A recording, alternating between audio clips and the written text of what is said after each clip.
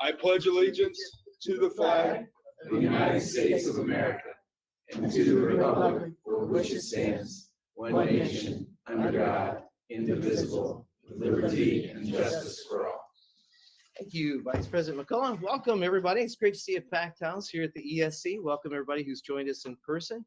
We also want to take a moment because we have a full house and recognize the fact we have some students who will be joining us. They're in our overflow room. We appreciate them being with us on a Monday night in the summertime, nonetheless. And we recognize and appreciate everybody who's joining us via our live YouTube stream. We'll call the meeting to order.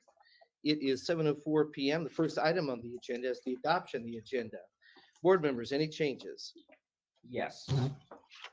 Please state your change. I would like to follow up from last meeting on the Board of School Trustee meetings for the 23-24 school calendar year. And I would like to get on the agenda a motion to ensure that the 4 board meetings that we have offsite, so outside of this facility, specifically on October 9th, 2023 at Horizon, November 27th, 2023 at Walt Disney, February 26th, 2024 at Penn High School, and April 22nd, 2024 at Schmucker Middle School. I would like to have all 4 of those meetings to ensure that they're live streamed for our public. So our parents, grandparents, guardians, community members, if they're unable to make it, they can watch the meeting.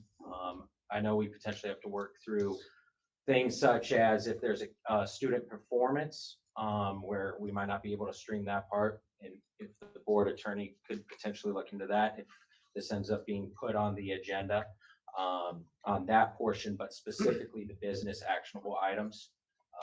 Okay, do you want this listed as an action item tonight, or do you want it as a discussion item? I would like it as, tonight, I would like it added as a discussion item. That way we can discuss this in front of the public. Okay, The board attorney can thank look you. into it. Is there a second? Second. All those in favor vote aye. Aye. Aye. Any opposed vote nay. All right, we will add that as a discussion item 12.1. Thank you. Any other changes? Just following up, originally we were potentially going to talk about CRT again tonight, but my understanding based off feedback from the board attorney under the Roberts Rule of Orders, we can only make a motion to put that on once during a specific time frame. Yeah, once per session, Yes, unless there's substantial change. yes, unless there's a change. So just would like to note that. So May I ask a question on that? What's the definition of session? A session? That whole year? Yeah, correct. Yeah, would that for be the fiscal legislative. or fiscal or calendar year? Well, for us, it's sort of when we're sworn in January through So December. Yeah. January through, okay. Is there a proposal to amend the agenda on that topic? My understanding is I cannot do that. But, correct, yes. Okay. Before we move on, there have been a couple individuals who asked to speak on the adoption of the agenda. I will call on them in the order in which I received them. I'll call first on Mr. Ben Dallas.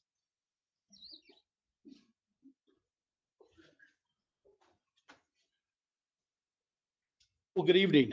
So last month on this very same topic, we had several activists that were pro CRT came up to speak on this agenda item, and basically they were pro CRT by claiming it doesn't exist, by acting like it's the boogeyman, and we're not teaching it. So if we're not teaching it, we can't define it, we can't talk about it. We can't talk about it, it doesn't exist. Only problem with that, as I pointed out last month, is one of those teachers dedicated an entire thesis to teaching CRT. So either she wasn't telling the truth then, or she is now, you decide. However, I digress, because the big thing is when we talk about CRT, and thanks for bringing it up, Matt, Mr. Garrett, the conversation circulates around, well, we can't define it. We can't define it. We can't really talk about it, but we all know what it is. Every person in this room knows what it is. So I'm going to tell you what it is in case you're going to claim that you don't know. So critical race theory is the ideology started in academia in the 1970s. It says racism exists everywhere, in every person, in every system. And the job of the critical theorist is to assess how, not if, racism occurred in any circumstance. Racism is always assumed to have occurred in every single time. Critical race theory starts out with a conclusion rather than a question, okay, making it basically confirmation bias on its face. That's what it is. We all know what it is. In short, CRT equals woke. And I know we know what woke means because every month I see 5 of you tripping over each other, having a contest about who can be the most woke. We know what woke means. Okay, critical race theory cultists want a system developed, a value system based on skin color. That's what they want. And if you disagree with that, they say, well, you're against diversity, which is a polite way of calling you a racist. That's what they say. So here's an example. November 30th, 2020, there was 2 reading assignments given. Thanks, sir. White fragility, okay, and how to be an anti-racist. The 2 authors of those books, I'm pretty sure they're still being read right now, okay, is Ibram Kendi and Robin DiAngelo. They are actual authors of critical race theory. There's a whole slew of assignments that come directly out of their writings. Okay, the December 14th, 2020, microaggressions lesson. February 22nd, 2021, social inclusion lessons. Those come right out of their books. Okay, the pyramid of white supremacy that you guys had for a while, approved of it, and, then you got rid of it. That came out of Kendi's books. All of this stuff that comes out of their books from their agenda. These are examples. Again, these are examples that happened. You can't say they didn't happen.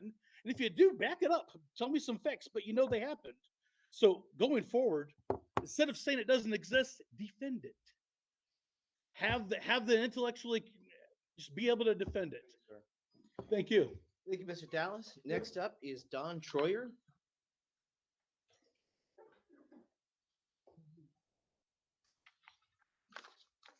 Good evening. Dawn Troyer. I teach at Penn High School.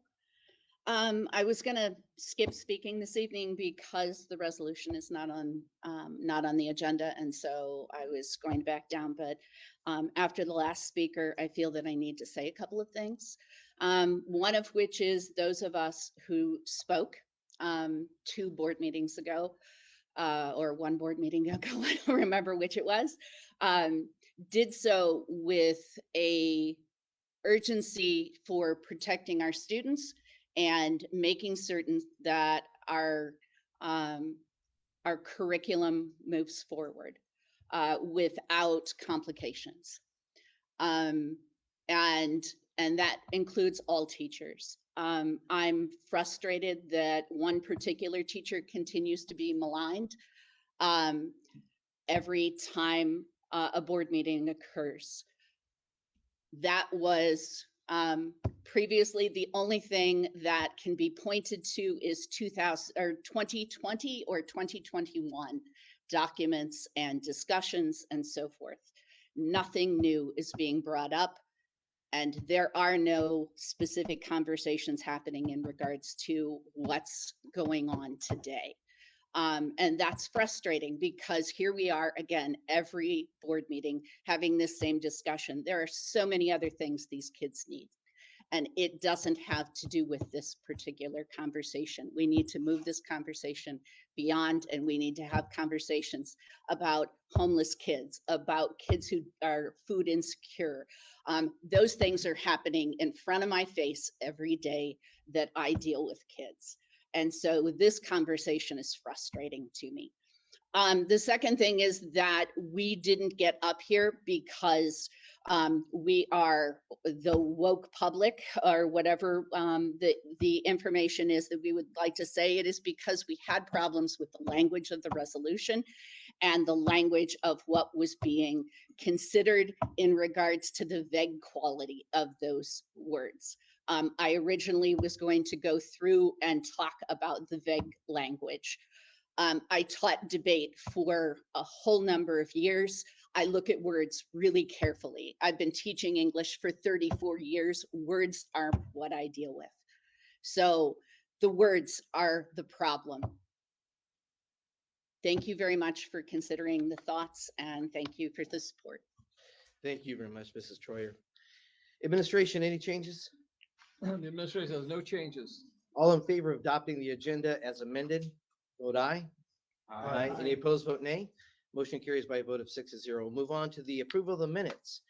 Board members, any additions or changes to the minutes from the May 22nd, 2023 executive session and regular board meeting?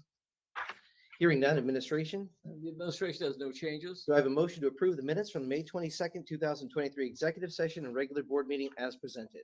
I so moved. Second. All those in favor vote aye. Aye. Any opposed, vote nay. The motion also carries by a vote of 6-0. Well, Dr. Thacker, we've had some exciting developments at PHM. So we'll turn it over to you for the superintendent's recognitions and announcements. Thank you, President Riley, Board of Trustees. Welcome, everyone. It's great to see all of you. This is a very, very special night. A lot of excitement going on here. But we're going to kick it off with something that's really exciting, as well as state championships, because we're actually building homes for the public. Since 1969, Penn High School building and trade students have been building homes in our local community. This year, they built 2 houses, numbers 54 and 55. For students interested in going into construction of the trades after graduation, the program gives them invaluable experiences. This year, we had 23 seniors and 11 juniors, all participating, all enjoying it. PHM's multimedia producer, Joe Fortina, sat down with teacher Les Crooks and the graduating seniors to talk about how the program has prepared them for the future. Let's take a look. So building trades, we build a house from start to finish. The only thing we don't do is the foundation. And we learn everything from framing to electric to plumbing to roofing. I tell my students that this program, this class, is not necessarily that they learn how to build a house, but that they learn how to be men and women of character, show up to work on time, the importance of work ethic, looking at what they're doing and evaluating the problems and coming up with solutions. My family has always been in like the building trades aspect of careers. Like my uncle builds decks, my dad's always been doing side jobs, anything like that. So I've kind of been around it. So I wanted to learn how to do it that way I can help my dad later down the line. After I graduate, I plan to study construction management in Ball State and then hopefully start my own company in residential. So my family is very encouraging that I want to do trades and everything hands-on, and they love the building trades program because I was able to learn how to actually build a house and gain skills that will apply to the real world. My post-graduation plans, I plan to join a building trades crew just to like kind of build houses that aren't like cookie cutter houses. I like to be unique when I build stuff. We have several students that are very intelligent, that could go into college, but choose to go into construction. There are opportunities for these students to make 6 figures almost right out of high school. There's that much of a demand for students in the construction field. My family was very excited for me because it's a completely different approach than my sister took. My sister's going to college and I'm going into the trades. So like I want to build houses to give or sell to other people, that way they can have a home. Without trades, I would kind of still be just lost in my classes at school, just kind of doing whatever. No, I love this class. I really do. These kids, I tell my kids all the time, you guys drive me nuts. But I love this class. Mr. Crooks, he is a great teacher. He's taught us skills that will last us a lifetime. Because of this class, you kind of just have more confidence in what you can do with this kind of stuff.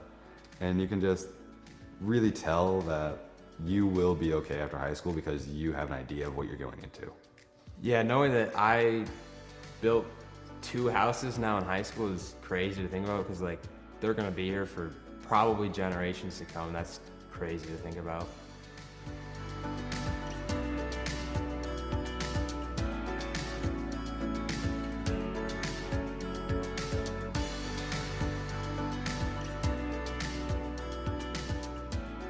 How many of you had a chance to take a look at those 2 houses they built this year?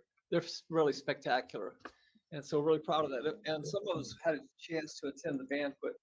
Those kids, 100% of them really paid tribute to the teacher, the difference that he made. So great program, we're proud of them. And a big thank you to Joe Fortina. We appreciate that. Yeah, I agree. We've threw those houses together. A number of us have. Any one of us would be proud to have those houses. This year they built 2, not just 1, but they built 2, and there's high demand for them to build in the future. It's and the energy and enthusiasm with those students. So congratulations to our building and trades program, another great year. And we'll move on to our next recognition announcement. Dr. Thacker.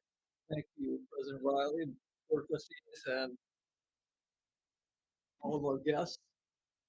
This is really exciting because what we're going to do is we're going to recognize our state championship baseball team. This is a two-time back-to-back state championships, and they're coached by the greatest coach in the history of Indiana baseball. Coach Greg Dykes has 6 state championships. 6 state championships. Knocked off the number 1 team. And they never scored a run. Last year, Cathedral never scored a run. They've been scoring winning by more than 10. And so there's this map. I always like geography as a kid. I don't know if you can all see this map, but I can help you. These are different states. Can you see the different states? Do you see where Indiana is? Guess what it says on there? These are the best baseball teams in the state. It says Penn on there, so we're certainly proud of that. And we're going to have a chance to meet these outstanding young men to play on the team. And I'm not going to say a lot about it other than it was just absolutely so much fun. It was so much fun all the way through the tournament. If you ever want to watch great competitors, watch a Penn baseball team. If you want to watch exemplary coaching at the highest possible level, listen to Coach Dykes. He is the very best. I'm going to turn this over now to actually another champion, Jeff Hart. He's won a couple state championships in soccer.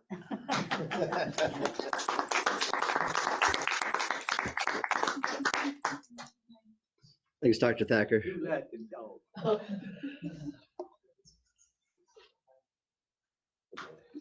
You want to stand right here? Let's bring them over here. Bring them all up, all the way around. Let everybody see these. Yeah. These are the greatest baseball players in Indiana. Need some swag. Let's go.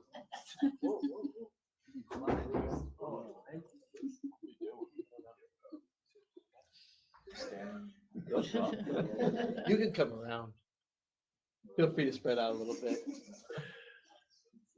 There you go. These guys are becoming celebrities. Well, Dr. Thacker, President Riley, members of the school board, I want to thank you all for having us here tonight to support our mission of education-based athletics, recognizing that high school athletics and extracurriculars are really an extension of the classroom and help teach life skills that are going to benefit these young men far beyond our high school. In a minute, Coach Dykes will come up here and talk about the season and this outstanding group of players, coaches, and managers. But before I introduce them again, there's some stats and some stories that I'd like to share when it comes to this Hall of Fame coach and the Penn baseball program that he's led for more than 3 decades. Penn has now won 24 IHSAA team state championships, and our baseball team has won 6 of those, all under the leadership of Coach Dykes. His 820 career wins include 6 state titles, 7 semi-state titles, so he's 6-1 in state championship games, which is unbelievable. 13 regional championships and 21 sectional championships. Our baseball programs owns 14 of the 25 IHSAA state championship game team records and 7 of the 9 individual records, which is, amazing. And then senior Zach Pelletier became only one of 27 Penn Kingsmen and the 5th baseball player in the last 40 years to be named an IHSAA Mental Attitude Award winner. So congratulations on that. As I mentioned at last week's community celebration, winning a state championship is certainly a goal for all teams, all coaches, and all student athletes that compete at Penn. Obviously, we know that's not always realistic, and so that can't be our purpose or the only lesson learned by competing in high school sports. This group, like all high school teams, has stories that make up their journey, stories of adversity that certainly coach knows about, learning to find a way to fight through those adversities, stories of disappointment, setbacks, some of the kids in this room that went through that. But then, of course, the stories of positive leadership, the teamwork, and then the mental toughness it truly takes to win back-to-back state titles. I feel extremely fortunate that Coach Dykes leads this program, and I'm honored to introduce him to you here tonight. Thank you.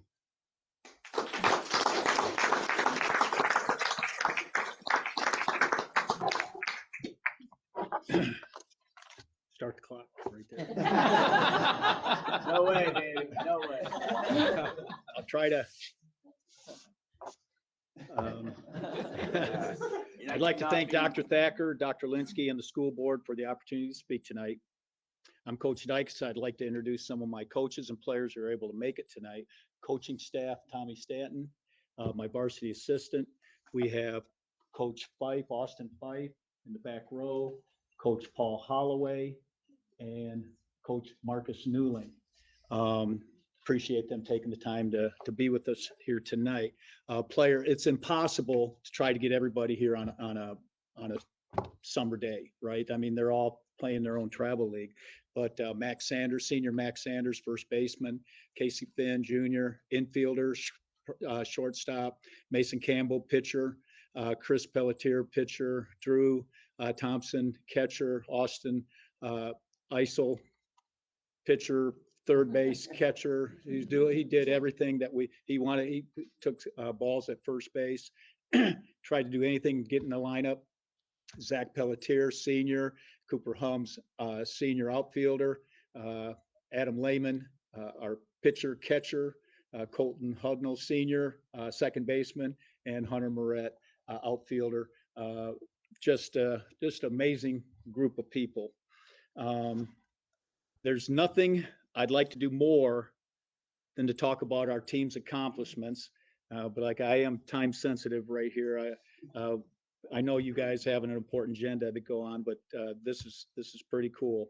We had a season filled with highs and lows, and we battled through the season, overcoming incredible adversity. And that's, a lot of teams can say that, but it was even more so this year. We lost two of our top pitchers at the beginning of the season, Braden Schatzow, Joe Trineri. We lost our starting first baseman, Max Sanders, due to a back injury that took him out after our second game. These are tremendous blows to a program. I mentioned these guys because they stayed with us and provided us positive leadership and to keep us moving forward. That's very important. Everybody has to buy in. Our players really had to step it up in order to accomplish this amazing feat of winning back-to-back state championships. It's still a dream. One state championship, let alone repeating the next year. Our last 2 weekends were two of the most intense weekends that I can remember as a coach. Victories over Lake Central. Again, they're top 5 pretty much the whole season, where the lead changed 3 times before we were able to win out 7-6. Adam Lehman, our pitcher, on the mound, our workhorse throughout the season. Definitely no question, he led us to the state championship very unselfishly. One of the top catchers in the state last year moved over, and because of our injuries on the mound, became our top pitcher this year. Dawson French came in, sophomore Dawson French, that game with the save, came in the 7th inning with the bases loaded and had a strikeout and then a game-ending ground ball double play, Hudnall, Dombrowski to Lehman to finish that game. And that's one of the best ways to win a ball game. I mean, when they think they got you on the ropes and then you turn a double play and say goodbye. To win that game, and in the nightcap win over Hamilton Southeastern 1-0, where we faced one of the best high school left-handers I've ever seen, and I don't think there'd be any disagreement there. We managed one infield hit that day. Casey Finn legged out an infield single. He promptly stole second base and then eventually scored on a wild pitch. That's the only run of the game, 1-0. Dawson French came in again, pitched in a two-hit shutout for that game. Dawson ended the day with a save and a win in semi-state series. Not bad for a sophomore. We faced the top-ranked #1 team in the state, Center Grove, for the state championship game, and we demonstrated what being a Kingsman was all about. The boys were back in town. We don't back down for anyone. And again, Adam and Dawson provided fire on the mound. Hums, Dombrowski, Tuesley provided the power offensively to seal a victory 2-0. Cooper Hums made ESPN's top plays of the week list with an incredible catch in the 4th inning, a game changer, a back breaker. Just when they think they got you, he yanked it away from them.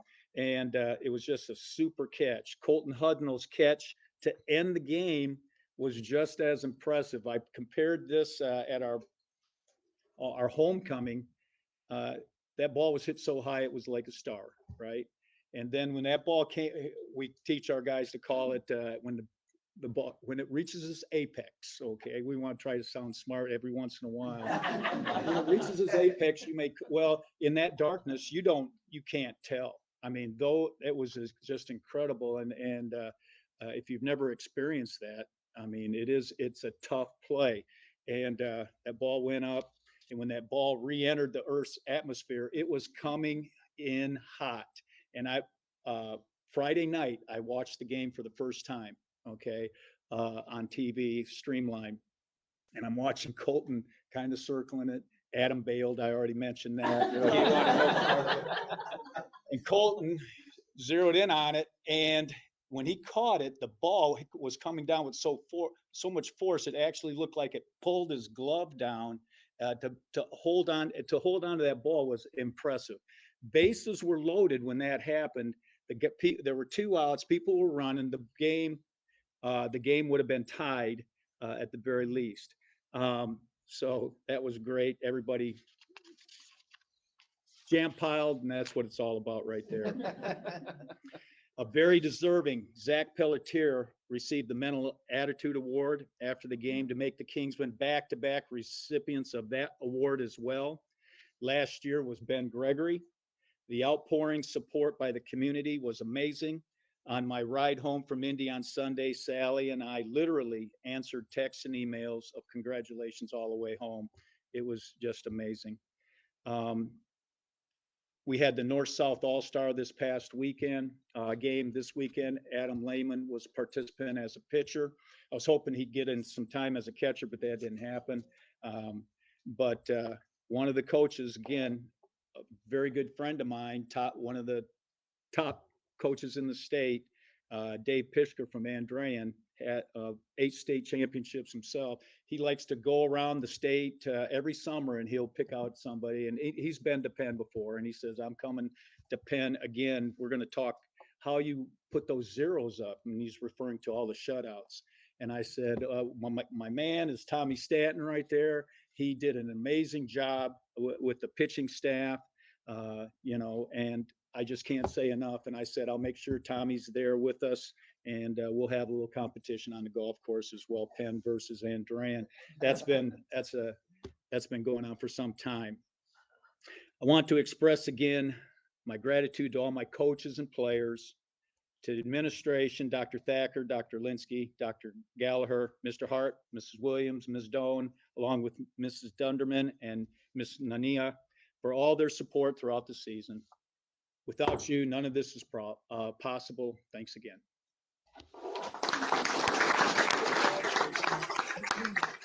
Hey, Coach, I have 2 things. The amount of influence you put in this community, and Sally is right there with you. 2 things I want to point out. Might be the first state champion father-son. Hunter Moret, his dad, Nate, won your first or second? His first one. So that's pretty awesome. And my favorite thing, the last 2 state championships, you guys host the kids camp leading up to the state championship. I mean, as a coach myself, I just can't imagine going through all that, but it probably keeps you out in your mind. But those kids are just getting the experience of their life going to that camp the week of. And congratulations on that. I tell our kids that it's nice to be in a situation where you can complain about it. And that's paraphrasing the words I use, but when you're doing that, it means good things are happening, and it's a great time. Awesome. Well, coach and players, is it okay if we have a picture taken with you? Sure. We'll have you come right in here by the well of the school board people.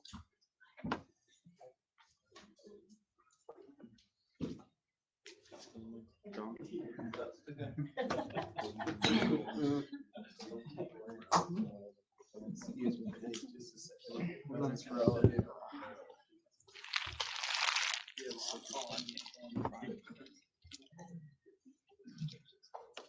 Okay. Aaron, can I get your help? It's hooked up, so we can't move very far because of the microphone. Apologize.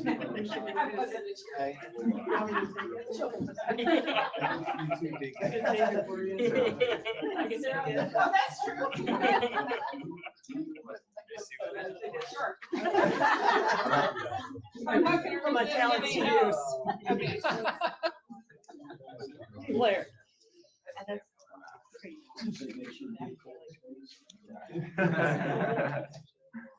And then I'm gonna take from this. Yeah, so just look right there.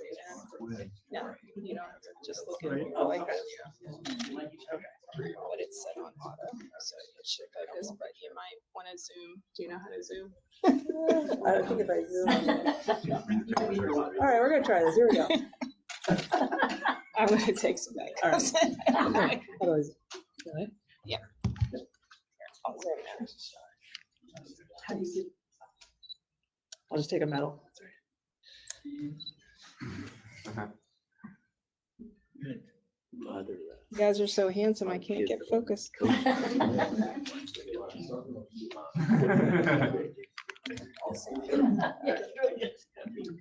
he's checked a lot of boxes after 40 years.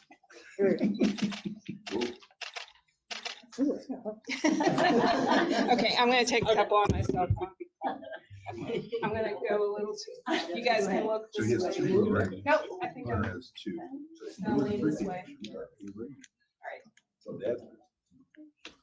Go past shutters now. What's work between myself and my daughter? Okay, thanks, guys, congratulations.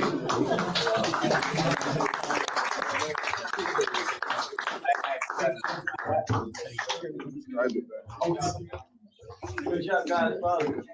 Good job. Thank you. Thank you so much. Thanks, Coach. Thank you.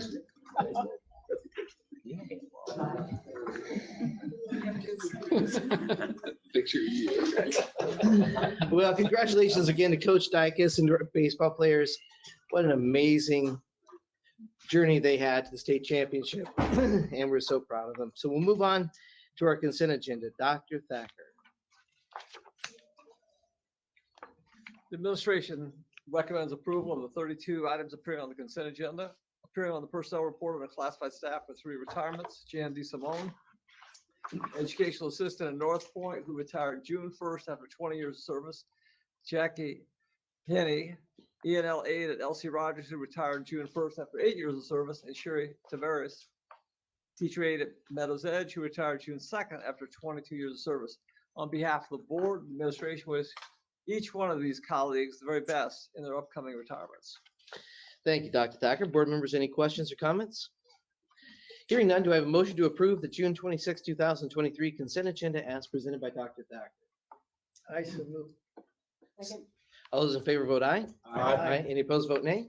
Motion carries unanimously. And to Jan and Jackie and to Sherry, on behalf of the board, thank you so much for your service to PHM. We appreciate you. We're a better community because of you. We wish you Godspeed in everything that you do. We'll move on to our next agenda item, which I'll turn over to you, Dr. Thacker. Thank you, President Riley, Board of Trustees. Appearing on the personnel report that was just approved under administrative appointments are 4 new administrators I'd like to introduce. And I'd like to, first of all, I'm gonna have them come up and say a few words. We're absolutely delighted to be introducing Mr. Greg Stover, who has been named our new assistant principal at Grissom Middle School. Mr. Stover. Thank you. Thank you, Dr. Thacker. Dr. Thacker, President Riley, members of the board. I'm really excited to be a part of the Grissom team. This is my 26th year in education, 14 as a teacher, 12 as an administrator. We relocated from California 5 years ago, and this has nothing to do with the job, but I just want to say that when we moved to Mishawaka, we didn't know anything. And when we started in PHM, my 3 kids were extremely welcomed. I could tell that this school district was different, and they've been successful, and it's been a great experience. It's been really positive. So I am a Grissom parent.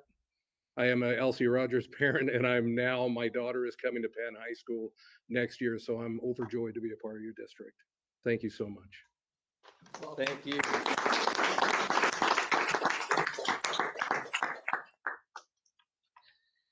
You know, he has to love PHM because he lived in California. So he is here. He's an amazing guy. He is an amazing guy. He went to the University of Redlands. Mm-hmm. Keep on going. Okay. Are you Cal State? California State, San Bernardino. He has amazing taste in higher education. Absolutely. Optimally, my brother.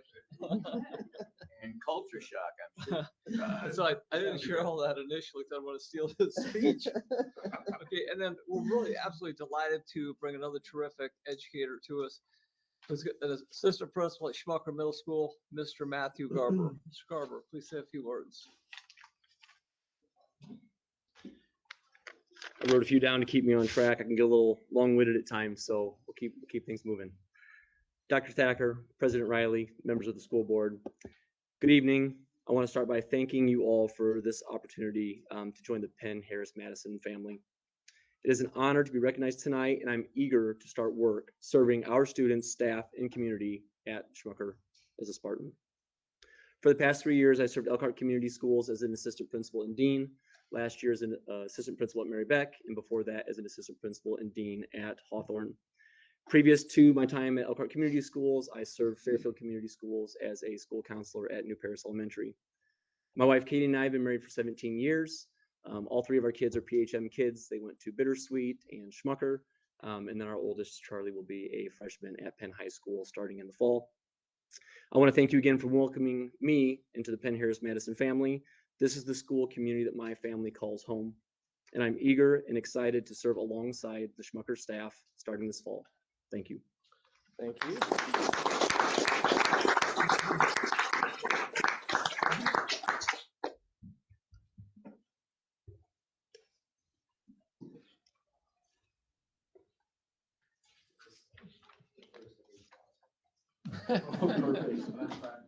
Thank you. I appreciate that.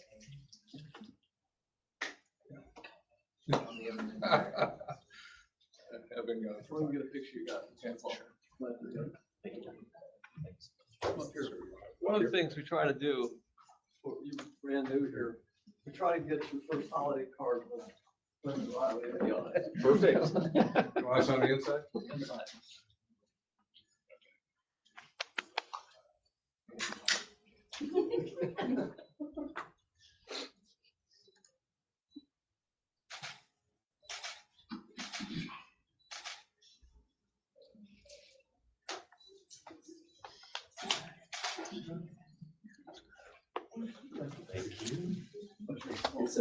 Thank you so much. You never know. Thank you. Thank you, sir. Great.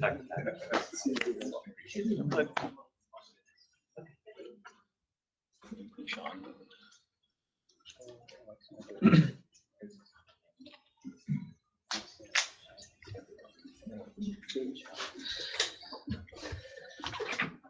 All right, well, that too was fun. Dr. Thacker, I think we still have a few more items on our consent agenda.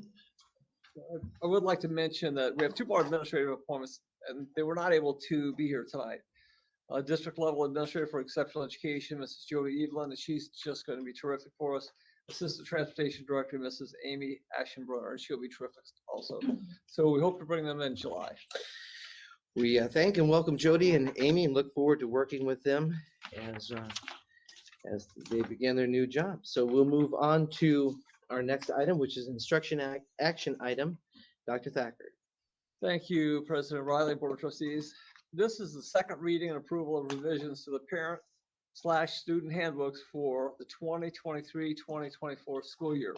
Dr. Heather Short will present the 7 instructional handbooks, and Dr. Aaron Linsky will present the middle and high school athletic and activities code handbooks. Dr. Short.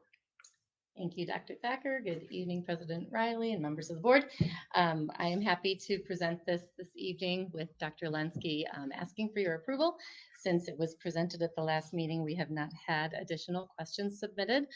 Again, there are a total of 9 handbooks that are being presented this evening. All have been approved by Board Attorney John Rogers, and the suggestions that were made all happened with the handbook committees ensue. So Dr. Linsky, anything that you would like to add? Ditto. Okay.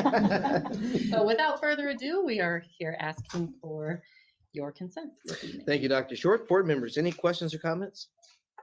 Yeah, I get follow up on, I know we had several discussions or things came up in regards to the definition of a failing grade. I, at least as one board member, have not received a follow-up from the administration. I know that there's a several minute long conversation we had last meeting. So do we have that definition on what a failing grade means, whether that's 50% or a 0? I know we were told we were going to receive some follow-up on that, but I haven't heard anything. So I'm happy to address that, Dr. Thacker, if you'd like. So preponderance of evidence would suggest that giving an actual 0 in a grade book isn't consistent with best practices in education. However, that said, we do give our teachers the professional judgment and latitude to make decisions based on a particular situation at a given time. So it is not a hard, fast one or the other. It's really situational. Okay, you said preponderance of evidence. Based on it's called the power of a 0. So there's a lot of educational research based on what 0 does to a grade book, to a student's end of grade. So 1 0 can really derail a student's entire semester for their grade and all of their work. So just to clarify, if a student does not do a homework assignment, middle school, high school level, a teacher could technically still not give that student a 0. The teacher potentially, based off my understanding, what I'm hearing, they could give them a 50%, even if the student literally doesn't do the homework. So each teacher, again, would have that individual conversation and would generally bring parents into that as well, depending on the age of the student. But yes, it would be situational. So most of our teachers at first try at least would say, we would like to give you an additional chance, see if there are any extenuating circumstances that they weren't aware of, and see what else they could do to offer to support the student. How long has this been in place? Like this type of policy? I was in school here not too long ago, and I don't remember or recall students having these type of policies or situations when I was in school. I mean, I graduated from here 9 years ago, and if you didn't do your homework, you got a 0. I mean, we all work we all have jobs, or fortunately, most people have jobs outside of, I mean, I have a job outside of this position I hold here on the school board. If I don't show up, I'm not going to get paid half of the amount of compensation I get from my employer. So what type of, I guess, what type of standard are we setting for our students if we're going to hold them accountable in situations in our school? Aren't we supposed to be preparing them for the real world when they get out and be contributing citizens to society? I mean, Absolutely. I think that that's part of what we want to do, but I think that that has a really wide scope of a definition. And again, we allow our teachers the professional judgment to make decisions based on what they feel is appropriate in that situation.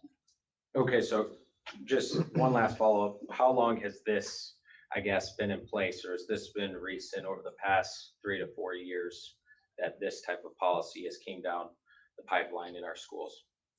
As far as I recall, Dr. Thacker, this has been in place for a while where teachers have the judgment I call. think the teachers have had discretion in my entire career. I don't think there's ever been a mandate that they were required to give a 0 because there are lots of extenuating circumstances. You could have ESL students, you could have students with other kinds of different disadvantages, you could have a catastrophic situation. And so teachers typically, we have great teachers. As you look at the results, we rank the top 3.67%. So somebody's doing the work.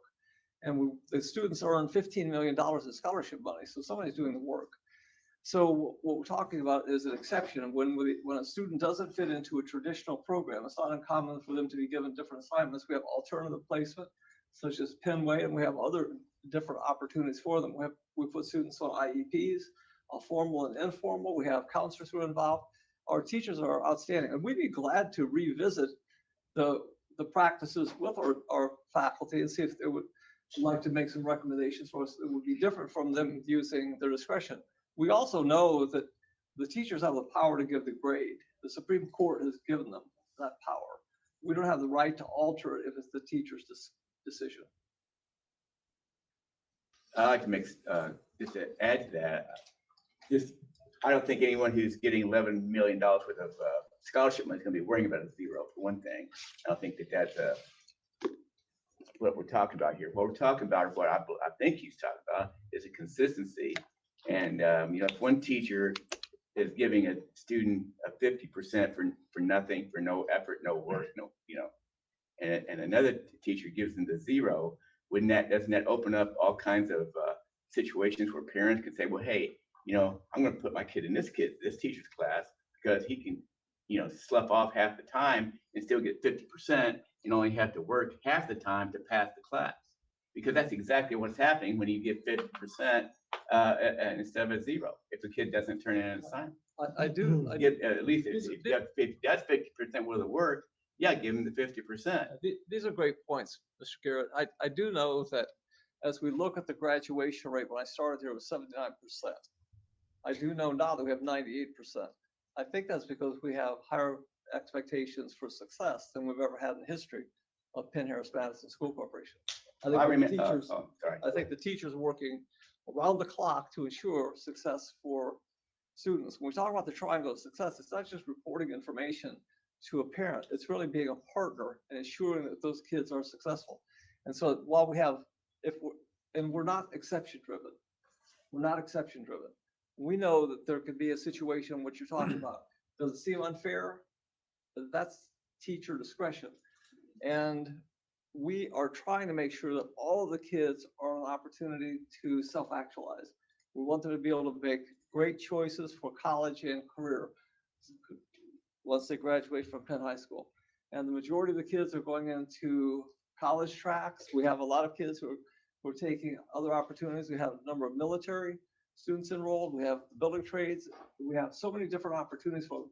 But we want to make sure we're working with parents to create success. And we'd be glad to talk to our teachers about the concerns that you have relative to zeros. Yeah, like I say, my concern is the consistency and it's like any kind of group dynamics. You can't treat one kid. I mean, if you're in a classroom and you know this, if one kid's late, you can't say, well, it's okay, you're late. And if another kid's late, you punish him. So there's got to be a consistency in a group dynamic situation.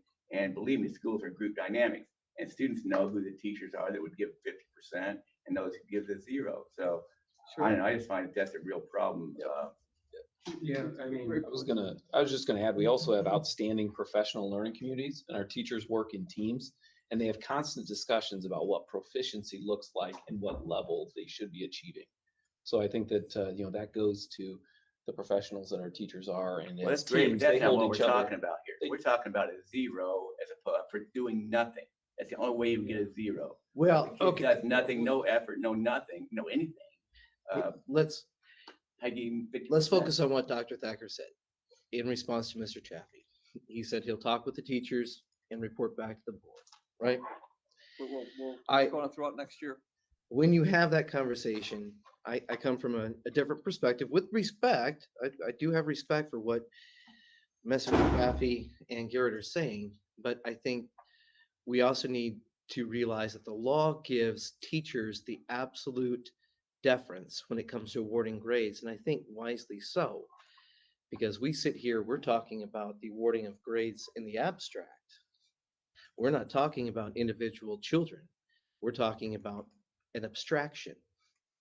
Teachers know the children by name. They know the circumstances. They know the personal circumstances. They know whether it's a child in need. They know whether it's a child who's had a particularly rough time and just needs a break. And I really appreciate what you said in terms of our teachers being committed to self-actualization, because sometimes people need a hand up, and our teachers are the best people to award that. So I think when you have that conversation with the teachers, please do convey Mr. Garrett's and Mr. Chaffee's concerns, and also keep in mind that there are school board members who understand that it may be outside the province of the school board to weigh in on how a teacher should award grades. All I was curious about is what the directive the teachers have been given from the administration on this. It's that was my per se the focus of my question, but I appreciate it. And just to clear one thing up, I am a teacher. I taught for 43 years in the classroom. I know exactly how it works. And I know students, and I also know this, if a student doesn't do the work, there's there's usually a reason for it, and a good teacher will find out why. It's not like you just stand up there and give them zeros. But the point is, you need to have a policy, and that's what we're talking about here, a policy that's in place, that is the same and works for everybody with surely a teacher discretion about how they do it. I mean, no one's going to give it a zero, and maybe, if a kid doesn't do anything, we give them an opportunity to redo it. But, just because the kid's having a bad day doesn't mean they shouldn't be held to a standard that they can be proud of. I mean, if a kid has a bad day, you just let him go. I mean, how's that motivating him to be a better person? Okay. Well, I think we know what direction we're going to go with it. So you're going to report back to the board. Meanwhile, we do need to vote on this item. So all those in favor of approving the revisions to the handbooks for the elementary school students, middle school students, Penn High School students, athletic and activities code of conduct for students representing Penn High School and PHM middle schools, Penn Wayne High School, and the Early Learning Academy, Penn Palace Community Preschool and Kids Club for the 2023-2024 school year as presented. I so move. Second, Second. all those in favor vote aye. Aye. Any opposed vote nay. Motion carries by a vote of 6-0. We'll move on to our next item, which is an instruction report. Dr. Thacker. Thank you, President Riley and Board of Trustees. Indiana's District 2 Principal of the Year, Dr. Sean Gallagher, along with members of his administrative team, Mrs. Rachel Fry, Mr. Josiah Parker, Mrs. Sarah Hendricks, and Mr. Jeff Hart will join us this evening to present their year-end report on the great work that has taken place at Penn High School this past school year. Well, thank you, Dr. Thacker. I appreciate that. President Riley and members of the board. We're excited to be here for our second semester achievement report and really proud of the accomplishments that our students are making at our school. You heard a few of those tonight with the building of 2 different homes. And of course, we had a state championship back to back, and that's a lot of fun. So it keeps us busy, but we love it. It's fun celebrating with our students when they achieve their goals. All right, so let's click through here. I'm going to start off with just a quick summary. All of you are at graduation, which is the culmination of our school year. So we get to celebrate our seniors. And so this is a list of, the significant accomplishments that our seniors made during their 4 years at Penn High School. So we had 17 valedictorians, which is fantastic. 4 salutatorians this year. Jackson Arter was our Schmucker Award winner, and Lawrence Johnson Espinoza was our Kingsman of the Year. And we, as Dr. Thacker mentioned, we had over $15 million in scholarships. That's one of the highest scholarship amounts we've had in my memory at Penn High School. We had 446 students receive an academic honors diploma, which is over 50% of our senior class, which is an increase in previous years. And you can see our Laude system. We have several students who received that recognition. We had 14 National Merit finalists, 9 commended scholars, and we had Allison Yu was a regional academic all-star, and Sydney Zaleric was a Lilly scholarship winner. And as Dr. Thacker mentioned, 12 students entering the military, which is an amazing accomplishment. So we celebrated our seniors, a couple weeks ago. It was a great night, a little longer than typical graduation, but it was fun. Hopefully everybody enjoyed the evening. As I was reflecting on the school year itself, I just wanted to start putting down highlights that came to mind, several that have probably came up at different board meetings throughout the year. Many of these were highlights that were recognized the second half of our school year. We, of course, had the secondary teacher of the year, Mr. Bowers, and we received the level 2 endorsement through early college, which was shared earlier in the second semester, which is an amazing accomplishment by our Early College Academy. And we continue to have the highest ICC AGS, which is the Indiana College Core, and the Associates of General Studies numbers in the state through Ivy Tech, which is an amazing accomplishment. We were a Project Lead the Way Distinguished School that Mr. Parker will speak to later. We had 100 Scholastic Art winners. We had Mr. Basketball this year, and Marcus Burton. Our robotics team won the world's competition. They made it there, and then they were the Impact Award winner for the state of Indiana, which is the best award you can win in Indiana. We had all of our band, choir, and orchestra groups were all state finalists for the first time in Penn's history. Cinderella won Best Musical Production, and that was through the WAVE Awards through Lake Michigan College, which was a new award. So that was great news for that group. Of course, we had the Building Trades 2 Homes. Our Winter Guard went to World Championships, which I think is the first time for them. We have a Presidential Excellence Award finalist in Dr. Richard Robinson. And then Christy Ulrich, of course, coached the girls basketball team for the All-Star group. And then everybody remembers Felix and his perfect AP score. And then we had a couple different state championships this year, girls wrestling, softball, and back-to-back baseball. So it was a fun springtime celebrating with our students. So as we think about our school goals, we stay focused on lots of different things at Penn High School, but we have some main goals that we continue to think about. And of course, it's our graduation rate, and we want to continue to maintain a 95% or higher. We want to see continued growth with our SAT success. As you know, this was the second year that all juniors took the SAT. So we don't have results to report out yet because they're embargoed, but we hope to share that news with you in the very near future, including our bio iLearn results as well. We continue to focus on professional development as a major goal for our school. And then, of course, we want to make sure our students' attendance rate continues to improve. So major goals, and we'll just talk about some of them today. So as Dr. Thacker mentioned, our graduation rate will land around 98%, which I think is the highest it's been in a long time, at least since Dr. Thacker's been here. And we've been hovering around 97% for many years. This year, the alternative diploma, which was added, helped us there a little bit. But I'm hopeful that we'll get to almost 99% this year. We're going to be slightly under 99 when it's all said and done. But we have a couple kids finishing up some summer school work, but I think we're going to be there for sure over 98%, which is exciting. And then as you can see there, we do have students that graduate early, and then we have some sixth semester graduates, which are juniors that are finishing after their junior year.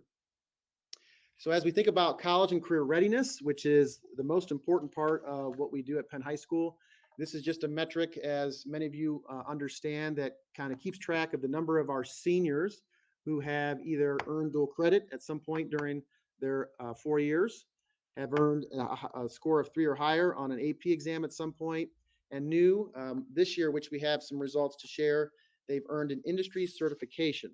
So we're going to still hover around 78% with this senior cohort, but I'm excited in future years that number will go up, because we have introduced new dual credit opportunities for our freshman class. So we'll get almost, I'm hoping we'll get to about 95% of our students in earning some kind of credential here.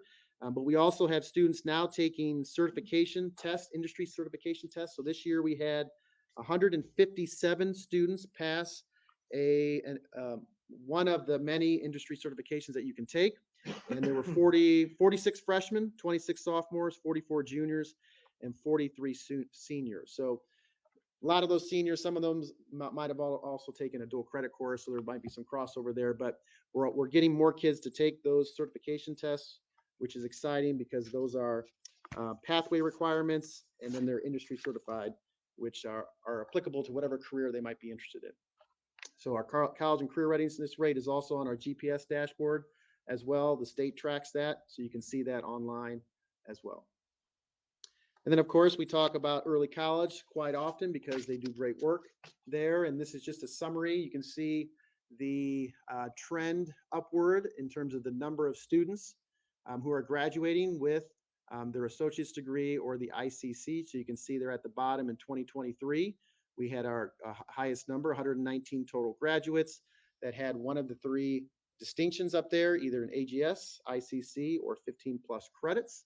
And so we're seeing continued growth there thanks to the leadership of Rachel Fry, the associate principal of Penn High School, and all the teacher leaders within that academy. And this is a new one. We're changing the way we share the savings. But you can see here that we would like to just share the number of our seniors in terms of how many credits they accumulated and the tuition savings. When we think about the impact it makes on our families and their futures in terms of tuition costs, you can see there that the total savings just under $6 million for the senior cohort, which is exciting. And I think we have passed over the $10 million mark all time for savings as a result of this early college academy. So exciting news. And I'm going to turn it over to one of my colleagues now, Ms. Sarah Hendricks, who's going to talk a little bit more about how we prepare kids for college and career success. All right, so we're going to just first kind of talk about our honors diploma graduates. So our number of honors diploma graduates just continues to grow. As you can see here, the class of 2023 hit an all-time high of over 54% earning this highest level of diploma in Indiana. This is also serves as their graduation pathway for those students. Looking at AP class enrollment, we're still continuing to grow this. We're using some intentional efforts using the AP potential data that comes from our students' PSAT results. And you'll see in another slide, we're trending back up, but we also have a lot of dual credit courses, and our students have a great opportunity of choosing between some amazing different levels and classes for what is best for them. I know Dr. Gallagher kind of already mentioned this, and so, but just wanted to include it in here. That SAT data, it's still embargoed. The AP results will be available later this summer. Local and state comparison data available this summer. So we will, share all that, of course, once it becomes available. WIDA scores. So the trend line shows again that those scores dipped during COVID, but are trending back upwards, and students are showing tremendous growth from last year to this year. We had 7 students this year that tested out. So some changes for next year include implementing some new curriculum that'll support those students' English language development and our ELD and language lab courses. So this is kind of a peek at our school-wide semester grade data and looking at students who are on track for graduation. So that means they're earning at least 5 credits per semester. So basically we have increased here by 6% in terms of freshman students who are on track by the end of our second semester. And we've done some amazing work this year, Ms. Jeannie Mitchell, with our on track and meetings and making sure we're really diving into some of those students that may need some additional support. So as I mentioned, we also have the dual credit, and we've increased this. We had 665 students earning dual credit. So again, with those AP classes, our students are able to choose from a wide range of what is best for their path. Looking at kind of the alternative option, we have many students that continue to thrive in our alternative environment. Our staff over there is amazing. They focus on student building, student relationships for those students at Penway. Our daily credits have now returned to that normal pre-pandemic pace. We continue to have great success with the JAG program and have now developed a JAG graduation pathway for those students. And we're looking to expand and continuing to expand our already great work-based learning experience for those students. So this year we graduated 31 seniors, 98% of this year, along with 14 juniors who earned enough credits to graduate this year as well. 18 of our juniors and seniors participated in the Jobs for American Graduates, this program this year, and Penway enrolled approximately 100 new students for the program this year. And I believe now I'm going to hand it off to my colleague. Thank you. So I'm going to talk to you a little bit about our professional development. If you remember from the first semester report, we kind of continued with what I would consider our traditional professional development. We chose topics based on observations and teacher input for what we did professional development with our teachers. Second semester, we changed that up a little bit. So as you can see in March, we did some work in the Indiana Learning Lab, which is a collection of webinars, on-demand videos. Teachers could choose what area or what content they wanted to get some professional development in. In April, we moved to active learning. What is active learning? So we had some staff-led sessions. You can see them listed there: collaboration, risk-taking, effective questioning, and PBLs. And then in May, we decided to flip a little bit, still looking at the active learning. We had our new teachers to Penn lead those sessions. So to kind of show them that they have some input that we want to hear and share with the rest of our staff. So we asked new teachers to research and use their expertise, and they provided the professional development and active learning in our May sessions. As Dr. Gallagher said earlier, our Project Lead the Way programs that are in engineering, Biomedical Sciences and Computer Science earned the Project Lead the Way Distinguished School Award this year. So there are 190 schools across the nation that have earned that, and we were one of those 190 schools. So it's a great opportunity for our engineering-related students. As he also said earlier, our robotics team won the State Impact Award, which is the award that all other teams should try to emulate, and not just building a competitive robot, but also the community outreach, building STEM and first in robotics in the community, and all the amazing things they did. The team also became the first team in the state. Sorry, our program became the first program in the state to have 2 teams in the same level, the higher FRC level. Actually one of the few in the world that has multiple teams in the same program. So that's kind of exciting as well. Just a quick spotlight. Jaden Bolenbacher is a student on the building trades, in the building trades classes this year. He approached me last year and asked about getting into the electrical union. So we made contact with them, and he actually finished roughly the first year of the apprenticeship program during school. So after he'd finished building trades in the morning, he'd come back to the high school and do some of the kind of electrical, the book work that is required for the electrical apprenticeship program. He would do that during his study hall time.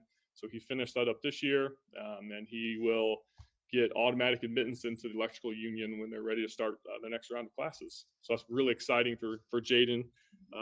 It's a great future.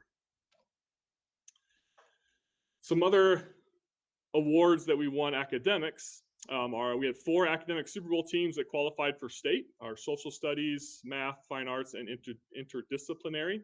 And the social studies team earned the state runner-up title. Our Spell Bowl qualified for the state, and they came in 3rd place as a team. The Super Bowl is one of the top 10 school programs in the state as well. And MathCon, we were listed as a top 10 best school rating. 11 of our students qualified for the National Speech and Debate Tournament in Phoenix, Arizona. Our DECA program continues to do great. They sent 30 students to the International Development Conference this year. They qualified by placing 1st or 2nd in the state competition. At the international conference, 2 of our students placed 7th in the world in the team role play event for hospitality and tourism. So that's the highest that we've done at the competition. And now I'll turn it over to Athletic Director Jeff Hart.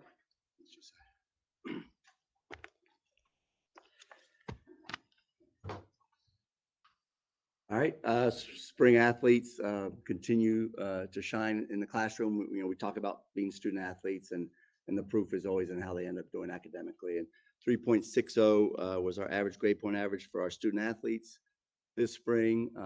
6 programs had a 3.75 or above, including girls tennis with a 3.91. So if Coach Bowers was here tonight to get his Teacher of the Year, I would commend him for that. So we'll just make sure he knows that. But individual recognition, 37 senior student athletes received scholarships to continue their academic and athletic careers at the next level. And it comes from 15 sports, which is truly amazing. And it goes to the different opportunities that kids have in our school, and certainly the great coaching that they're getting. Schools from New York City to Colorado Springs, and obviously a lot of places in between.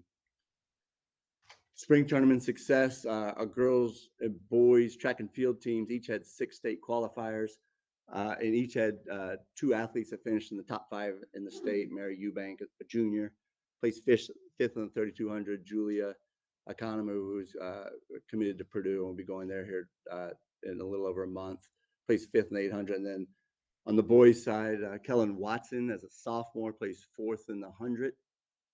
And Elijah Coker placed 3rd in the long jump. He's a junior. And they are both receivers on our football team. So we're looking forward to track meets and football in the fall.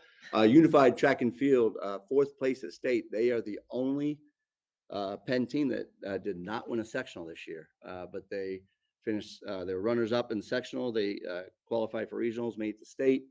And for the 3rd time in 5 years in existence, they placed in the top 5 in state, one of only 3 schools in the state to do that. And that really goes to the elite leadership of Coach Blazo and his staff. It's truly unbelievable. And then the school year ended with softball state championship, winning our 23rd state title. The first in the program since 1999, as it says there, and they beat the 3rd ranked team in the nation, 2-time defending state champs. We felt like that it was going to be a tall hill to climb, and then it was a memorable night, one that none of us that were there certainly will forget. And Coach Zachary is now a state champion as a student athlete and as a head coach. So it was a great night, and they will be here next month, and we'll celebrate them. They're all out playing travel softball this week. So, and then the boys baseball team, as we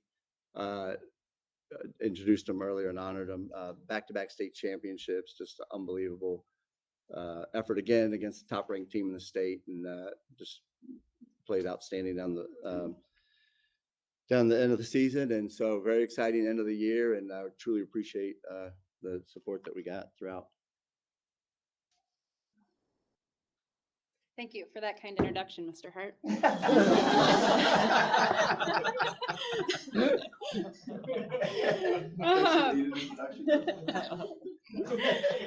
No, but truly, I'm going to wrap this up. But all the incredible accomplishments you heard tonight and that our students achieve are supported by a school that seeks out and values continuous improvement.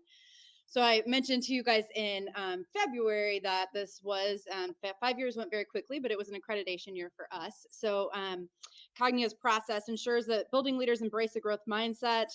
While we can celebrate all these successes we shared tonight and more, it is important to us that we constantly monitor, evaluate, and adjust in order to provide the best educational experiences for our students. And we take that role and that responsibility very seriously. So a little bit there, I think it's the same snapshot that I shared in February, but just sharing what Cognia is all about, formerly Advanced Ed for those of you who are familiar. So in order to demonstrate our level of mastery related to each of these 30 standards, as it's listed up there, we compiled a large amount of data. It was extensively analyzed by our team. Classroom observation, self-assessment, reflection were contributing factors, as well as stakeholder feedback. Thank you to everyone who participated in that, from parents and students and faculty. And then all of this information was combined in order to identify areas of excellence and theories of action, which our lead evaluator takes into consideration, but then also kind of combs through herself to really find what, not always agreeing with us and sometimes rating us higher, and finding what really we need to hone in on and focus and where we can improve. So I mentioned 30 standards, and those are broken down into 4 major areas: culture of learning, leadership for learning, engagement for learning, growth in learning. Can you tell we're in the business of learning? Of those, half of those were rated at a 4, which is the highest score you can get, and the other half were rated as a 3, nothing below that.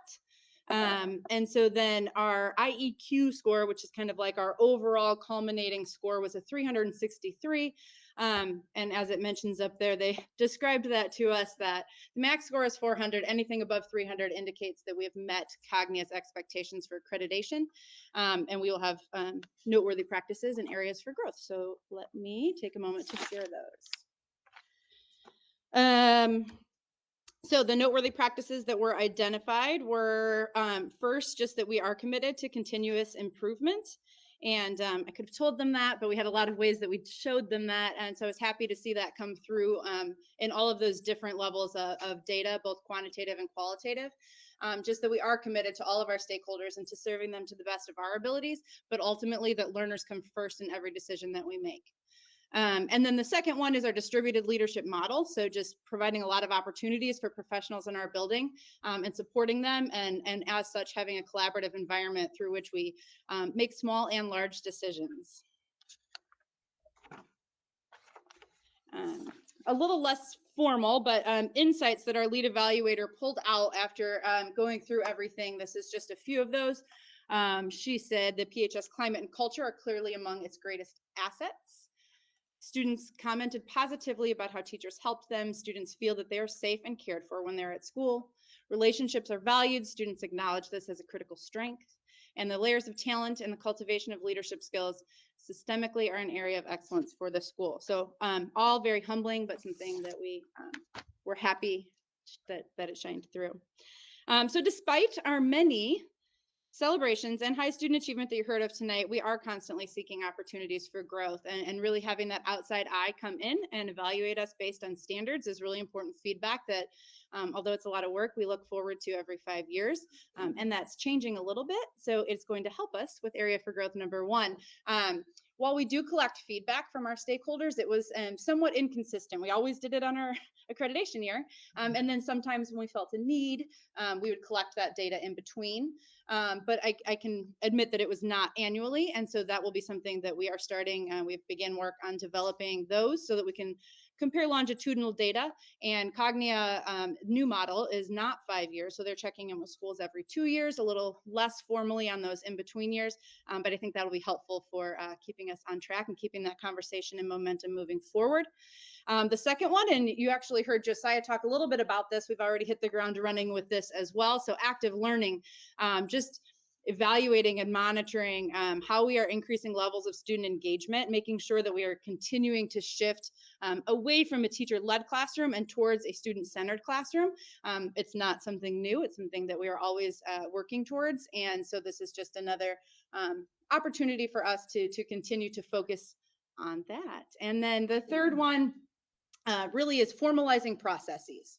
So all schools need formal processes, but especially in a school our size, that is a very important piece. So we are reviewing our PLC protocols, our instructional playbook, what we should see in classrooms sometimes or daily, sometimes and never. All of the things that we live by, just making sure that those are formalized and those are pervasive throughout our building. And you can see that in our work. So thank you all so much for listening, because we get excited to share all of these things because it is our world and we like to celebrate our students, but we really appreciate you wanting to hear from us. We love hearing from you. It's an amazing presentation. Board members, any questions or comments? Yeah, I have. Oh, go ahead. What else? Yeah, is this a replacement for like the old North Central accreditation? Yeah, they've changed the name so many times. It was North Central. I think there might have been another one, and then Advanced Ed, and now it's Cognia. And Mr. Gallagher, I think you might have missed an opportunity to brag a little bit.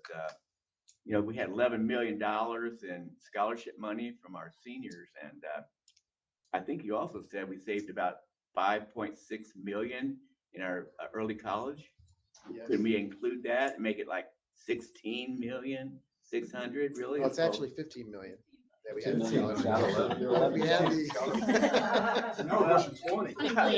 Excuse me. But you get the idea. I mean, that's about another 50% of really what we've done. You know, with the scholarship money and saving with the early college, man, that's quite a haul. So thanks for pointing that out. I think we should be really proud of that, and I know we are. Thank you. One other thing, the one thing that stood out with the extracurriculars, athletics, the GPA average, I believe it said 3.6 versus the average for Penn High School is 3.12. So I think that shows a clear correlation that the more students are involved in activities, it doesn't have to be athletic activities, because I'm sure there will be a correlation between other activities such as in the fine arts. The more students are involved in fitting in with a subset within the PHM community, I think the better off they are. So I believe President Riley and Secretary Roach, who's not here tonight, had requested some feedback about that last November. And I know we received some stuff here early in June from the high schools and middle schools from you, Dr. Short. So this aligns, of course, with that feedback. So. Yeah, I think we had just requested a report on how many of our kids are involved in some sort of an extracurricular activity. We've had so many things going on. I appreciate you pointing that out. I don't know how, but you guys continue to outdo yourselves. Every presentation that you bring before the board just gets better and better and better. And I've sat in this seat for an awfully long time, and I can tell you 35 PowerPoint slides never felt so good. Thank you. Longer. With every slide, it's just chock full of just incredible accomplishments. I know a lot of it has to do with your leadership, Dr. Gallagher, Mr. Parker, Mrs. Fry, Mrs. Hendricks. Thank you so much for everything that you guys are doing. And you too, Mr. Hart, because incredible incredible accomplishments by our students and our student athletes alike. Thank you both all so much. We'll see you next time. We'll move on to our next business operational services action item, Dr. Thacker. Thank you, President Riley and Board of Trustees. Chief Operating Officer, Dr. Erlensky, will present the first business action item for us this evening with the awarding of bids for capital improvement projects. Dr. Erlensky? Thank you, Dr. Thacker. Good evening, President Riley, members of the board. Just one item here tonight is the Moran Generator Improvement Project that will actually be done next summer. We've got to get this ordered. Generators are about 12 months out, but we'll update the generator at that building. We also have 2 underground tanks that have to be removed, so thus the higher price tag for that being done. But it is a life safety item that we're asking your approval tonight. Thank you, Dr. Linsky. Board members, any questions or comments? Hearing none, do I have a motion to award generator improvements at Moran Elementary School in the amount of $525,000 to the Robert Henry Corporation as presented? I so move. Second. All those in favor vote aye. Aye. Any opposed vote nay. Motion carries unanimously. We'll turn it back over to you, Dr. Thacker. Thank you, President Riley and Board of Trustees. Dr. Erlensky will continue with this next agenda item with request to purchase 11 school buses. Dr. Erlensky? Thank you, Dr. Thacker. It seems like we were just ordering school buses. It's because in February we did for 2023. Unfortunately, the trend of ordering buses and the delays in producing those buses continues. So we're asking your approval this evening to order buses for actually 2024. They would be delivered to us sometime in the fall of 2024. There's 9 school buses that are conventional, 1 wheelchair lift bus, and 1 minibus. Thank you again, Dr. Linsky. Board members, any questions or comments?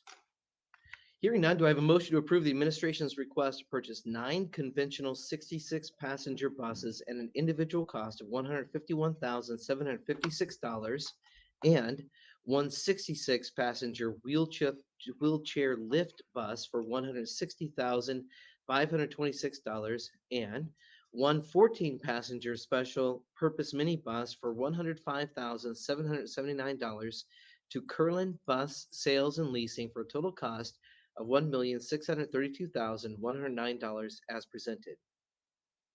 I so move. Second. All those in favor vote aye. Aye. Any opposed vote nay.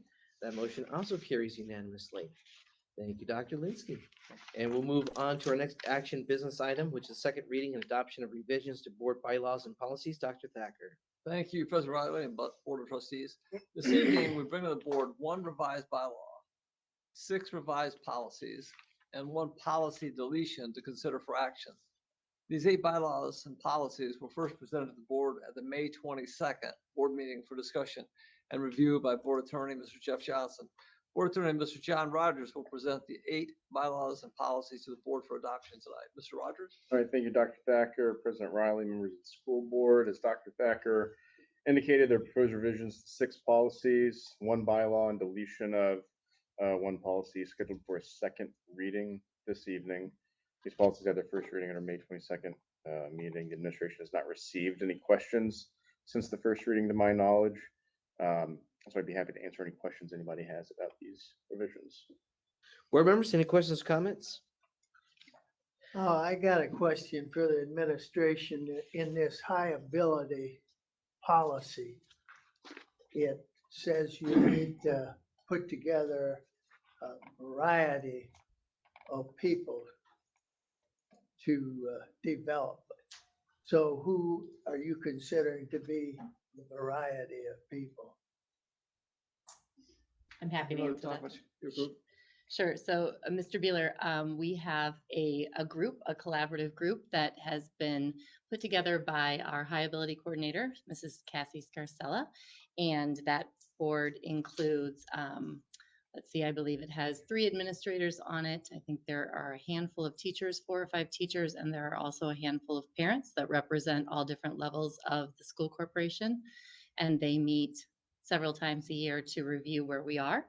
And then there's also been, based on the new policies, there have been a few things that have been added. So the new information will be added to our website based on that as well. So when we screen for high ability, we screen for both cognitive aptitude and ability. So we are constantly looking to see what assessments are out there that would cast that net so that we're able to identify students in the best possible way. Okay, thank you. Any other questions or comments? Hearing none, do I have a motion to adopt revised bylaw 0131.1 bylaws and policies, policies 1521/3121/4121, which are personal background check, references and mandatory reporting of convictions and substantiated child abuse and arrests, policy 8121, which is personal background check, contracted services, policy 2464, which is programs for high ability students, policy 8600, transportation, and then also board members to delete policy 2432, driver education as presented. Looking for a motion. I so move. Second. All those in favor vote aye. Aye. Any opposed vote nay. Motion carries by a vote of 6-0. Thank you, Mr. Rogers. Appreciate your input and direction on that. We'll move on to our next business operational services discussion item, which is the first reading and revisions to board policies. Dr. Thacker. Thank you, President Riley and Board of Trustees. Mr. Ryan Snoddy, PHM's Neola Associate, met with PHM's Board Policy Committee on March 2nd to review the current update to the board policies. The Board Policy Committee includes Board Attorney Jeff Johnson, Board Policy Liaison, Mr. Chris Riley, Mrs. Lucia Ramey, Mrs. Rachel Hugenboom, and myself.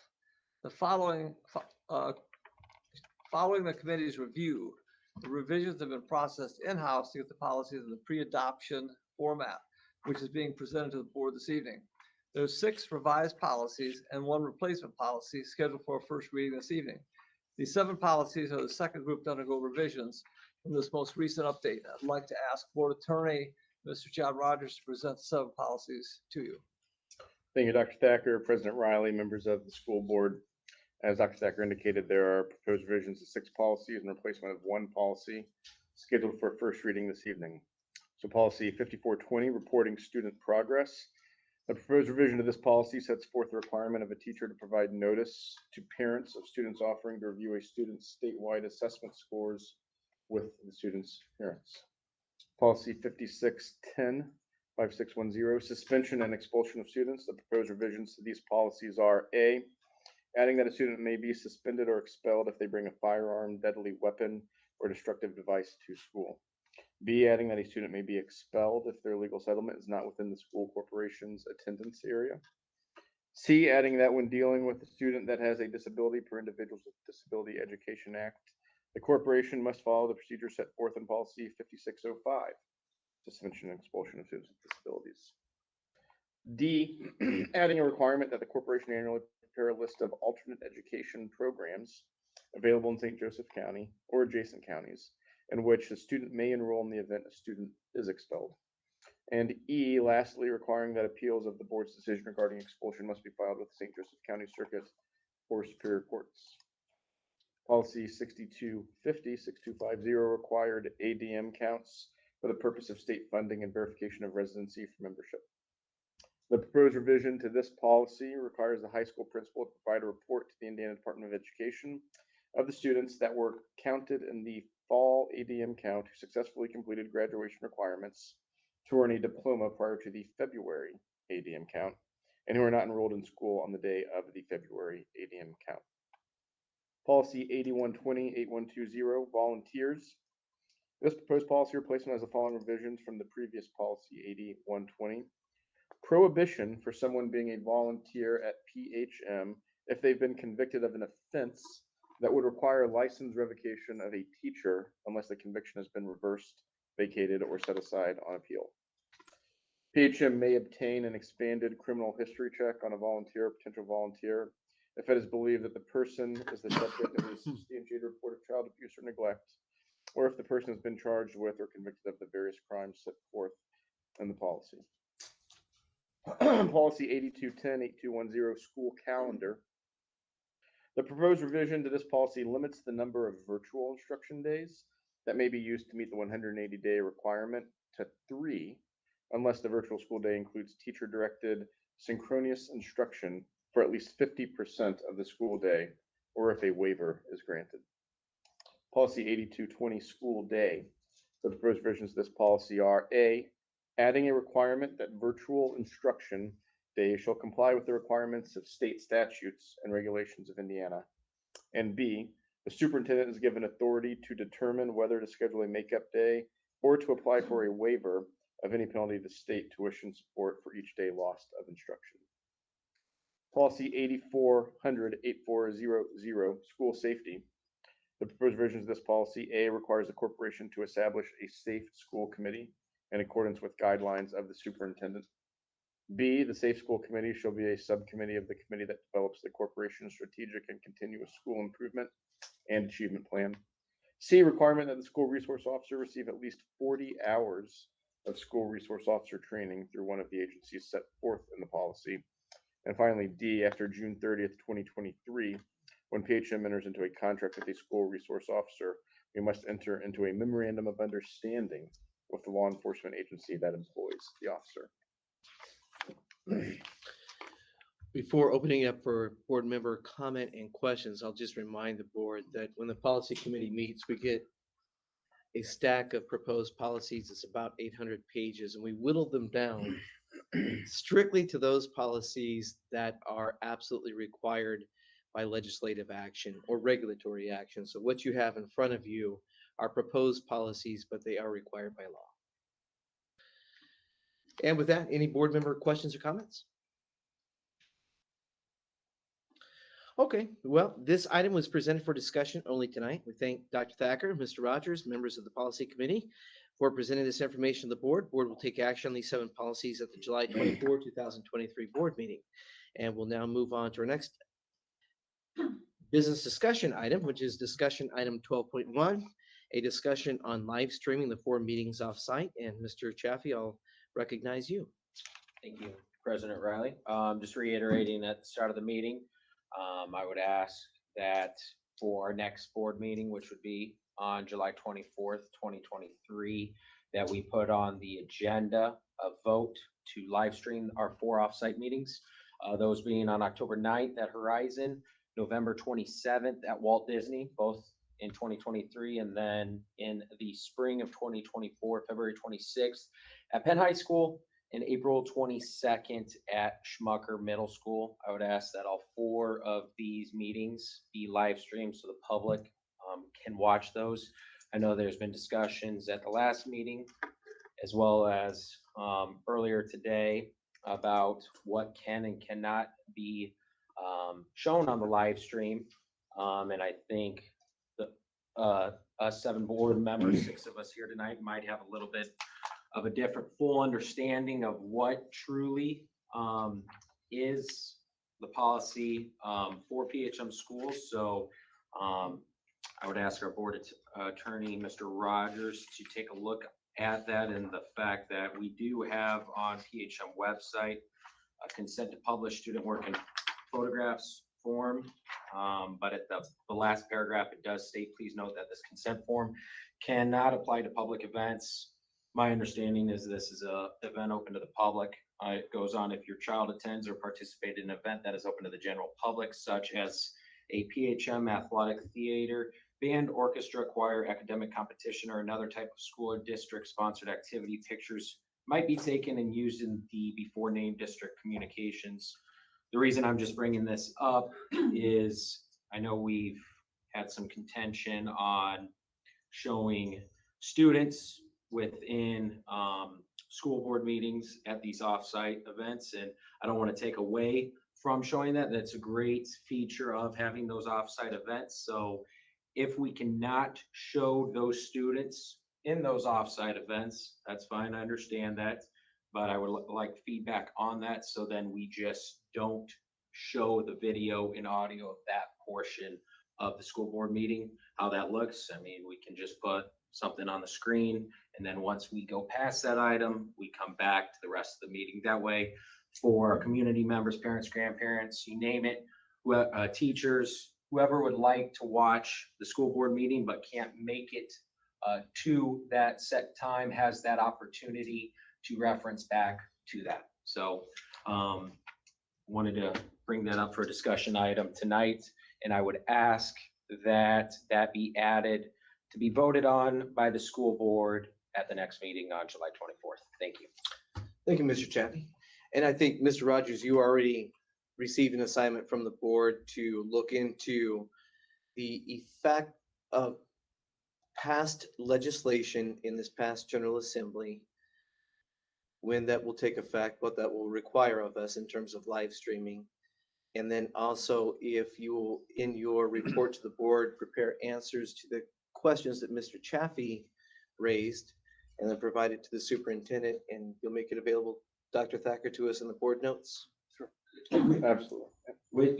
Specifically, can you look at when HEA 1167 takes into effect? Because my understanding, Governor Holcomb signed that into effect, and that takes into effect July 1st, 2025, where agencies such as school boards would have to live stream, or if they can't live stream, they have to record and make it accessible to the public for the 90 days preceding the meeting.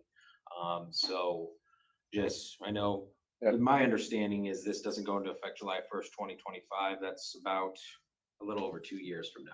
So I'll review the recent revisions to state law for the entirety of the board, and then I'll also review how our current waivers affect the streaming. Thank you. Thank you so much. Okay, we'll move on to the next item, which is Business Operational Services Report. Item, Dr. Thacker.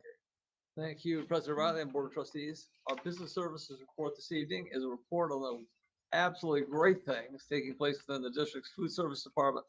Presenting the report will be the district's longtime director of food service, Ms. Jill Riggs, and introducing this item will be Mr. Hawkins.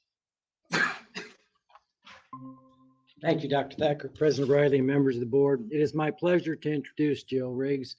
Some of the things that you may not know, she has served on numerous boards, both state and national organizations.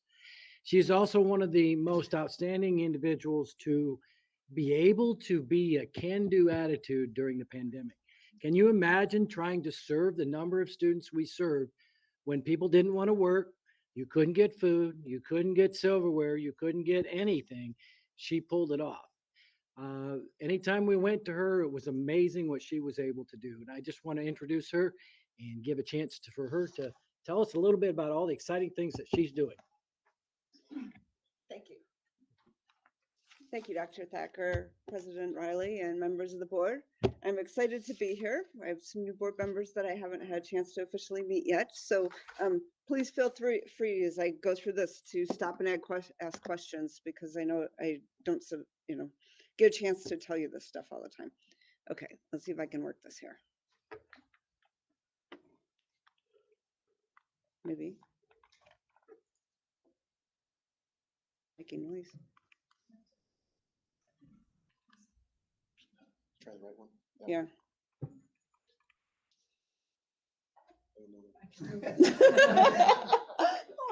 What's to help you, Sean? Okay, yeah, just go ahead. Okay, to tell you a little bit about our department, we have a central office, which is myself as the director, Mike Alwine is my assistant director, and Mindy Jarek is our secretary. We have a central kitchen that is located at Penn High School, and we do source out of there in the morning to all of our elementary schools, a few things to the middle schools, as well as our central warehouses there also. So you can see we have 3 managers there, 30 employees. Our middle schools have full service kitchens, so they make everything on site. We do central warehouse everything, which gives us a lot of pull as far as bringing in large semis directly from manufacturers, et cetera. It saves the school district a lot of money. It also gives us a lot more variety because we can buy from different places. Our elementary schools each have a site leader on there. You're seeing 12 on there. We have our 11 elementary schools, and we also service a Head Start facility over in the old Jimtown, one of the old Jimtown elementaries. So that's why there's 12 there. In our central warehouse, those are distributors who you see driving around the trucks in the morning delivering food. And we also have a full-time maintenance person to take care of all of our food service maintenance. This is the number of meals. We're still serving meals currently. We did about 1,200 meals today, so we never stop. We're here year round. But this is giving you, I wanted to show this one, giving you kind of an idea of where we've been as we were coming out of the pandemic. Remember last year, all the kids got meals for free. So you can see the difference there. We expected we were going to get a drop in meals this year when they had to start paying. But as you can see, we didn't drop that far. So we really did pretty well on that. We're a little bit down from where we were in 21. Did come up a bit in the spring. I don't have final numbers for the spring yet, but you can see it came up a little bit. Breakfast dropped dramatically. We expected that. It was a very interesting drop though. We saw dramatic differences between schools. Some schools had a huge drop. Other schools that you would expect, like North Point, for instance, we retained a ton of their kids. Their families said, fine, I'll pay for breakfast. It's a service and the kids like it and we'll pay for it. So that was an interesting one. Fresh fruit and vegetable program, you're only seeing one amount there because we just did that this year. That was held at Disney. We did a Tuesday and Thursday. We gave a different fruit or vegetable to the kids in the classroom with learning materials so they could try and learn about different fruits and vegetables. And we tried to do lots of unusual ones. And we got lots of funny comments too. Like the kids that thought the yellow squash was a funny lemon and they couldn't understand why it didn't taste like lemon. So, go ahead. This is our meal pattern. Our program is a USDA program. It's like a federal grant program. So of course we have a meal pattern that we're required to follow. And you can see here, this is what we're required to serve at the different age levels, as well as each one of the different food groups.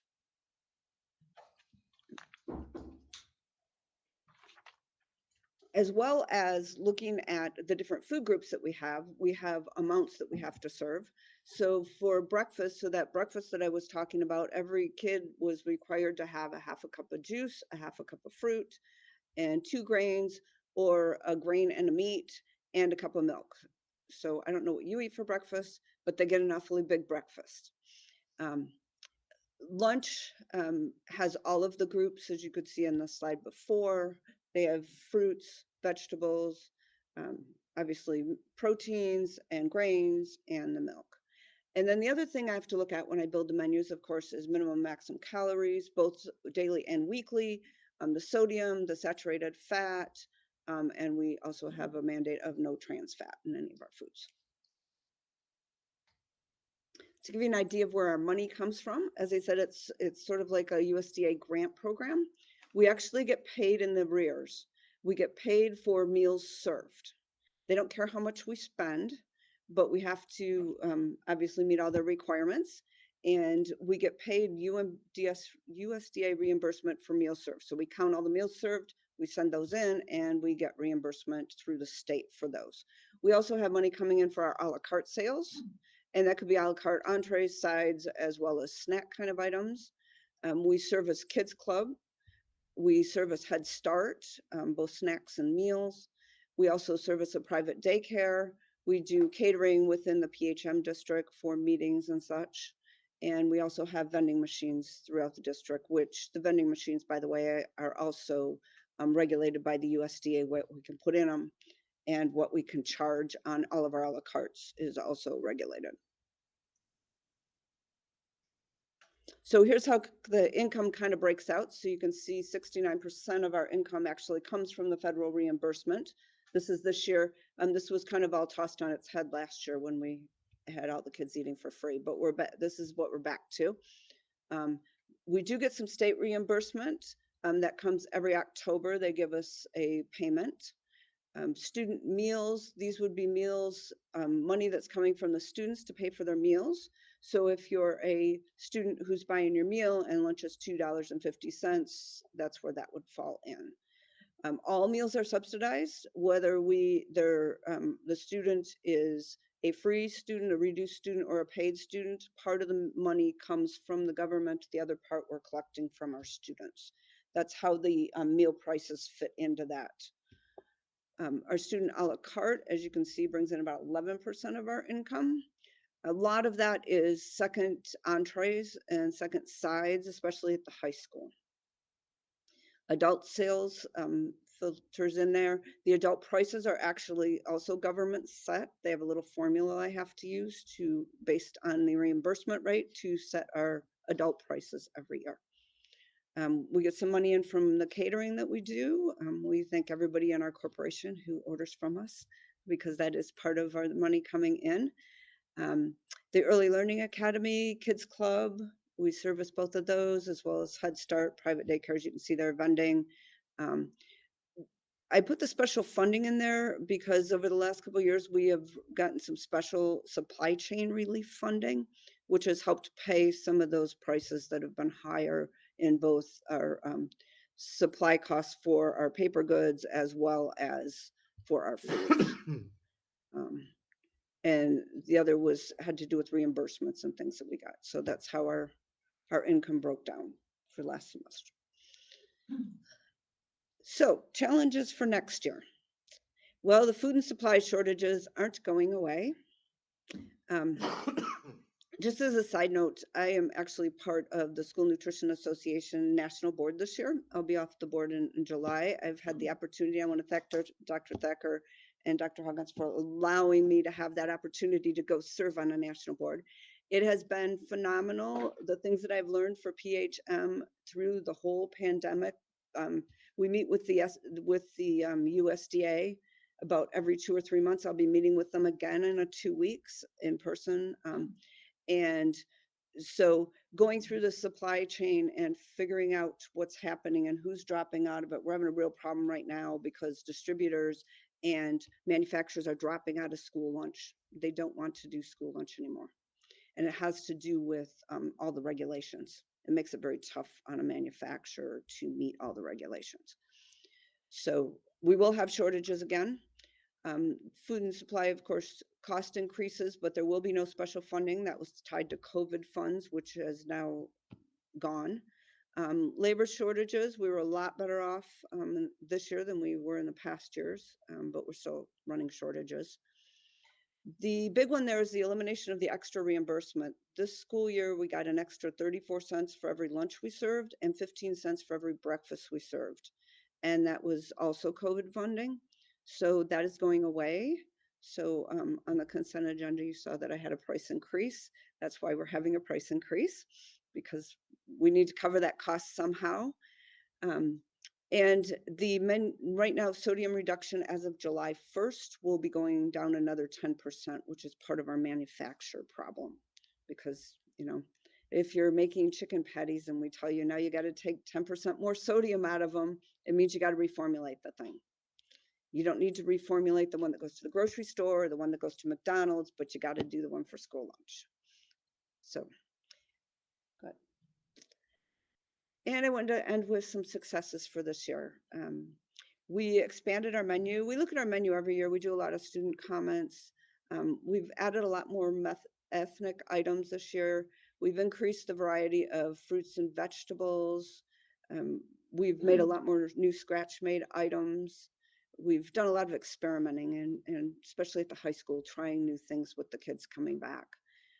We've returned special events. We haven't been able to do those for the last couple of years. So at the elementaries, we did Stone Soups Thursdays, Dr. Seuss Day, and a cultural week. We've done cultural week at Disney for years and years. It's been at North Point for a couple of years. This year, we did it at all of the elementaries. Middle school did Chinese New Year and Cinco de Mayo. We did a Super Bowl lunch also at the high school, and that was really fun. We haven't done a special event at the high school before, so that was well received. And we are currently financially sound, even with the decrease in meals served. So that's something definitely for us to celebrate. Thank you Thank so you. much, Mrs. Riggs. Board members, any comments or questions? I think one neat thing, it was, I think on the third slide, the fresh fruit and vegetable program. You say that's at Walt Disney? It was in this past fall?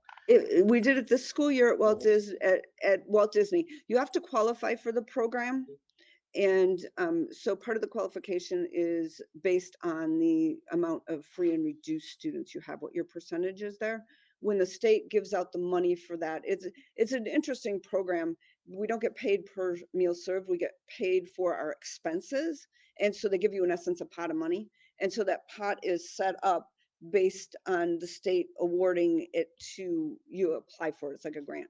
And the state giving it to schools, and they have to start with the highest number of free and reduced students.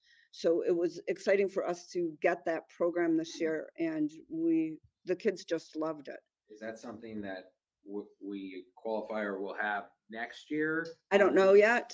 I would definitely like, if we don't get it next year, I'm not too concerned. We did it once this year. The kids loved it. I don't anticipate it's going to open to any other schools, probably in our district.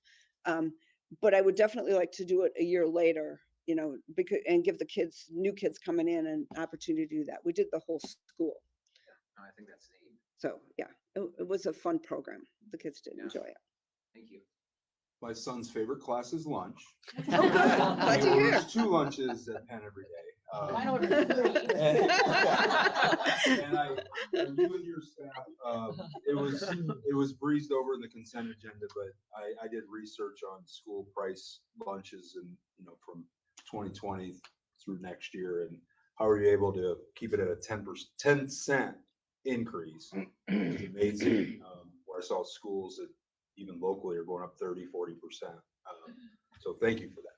Yep, you're welcome. Well, and one of the kind of strategies we use here is we get paid, of course, by reimbursement and by the money coming in from the students. So participation is everything. So we want to encourage as many kids to eat, and of course, by seconds and thirds, please too.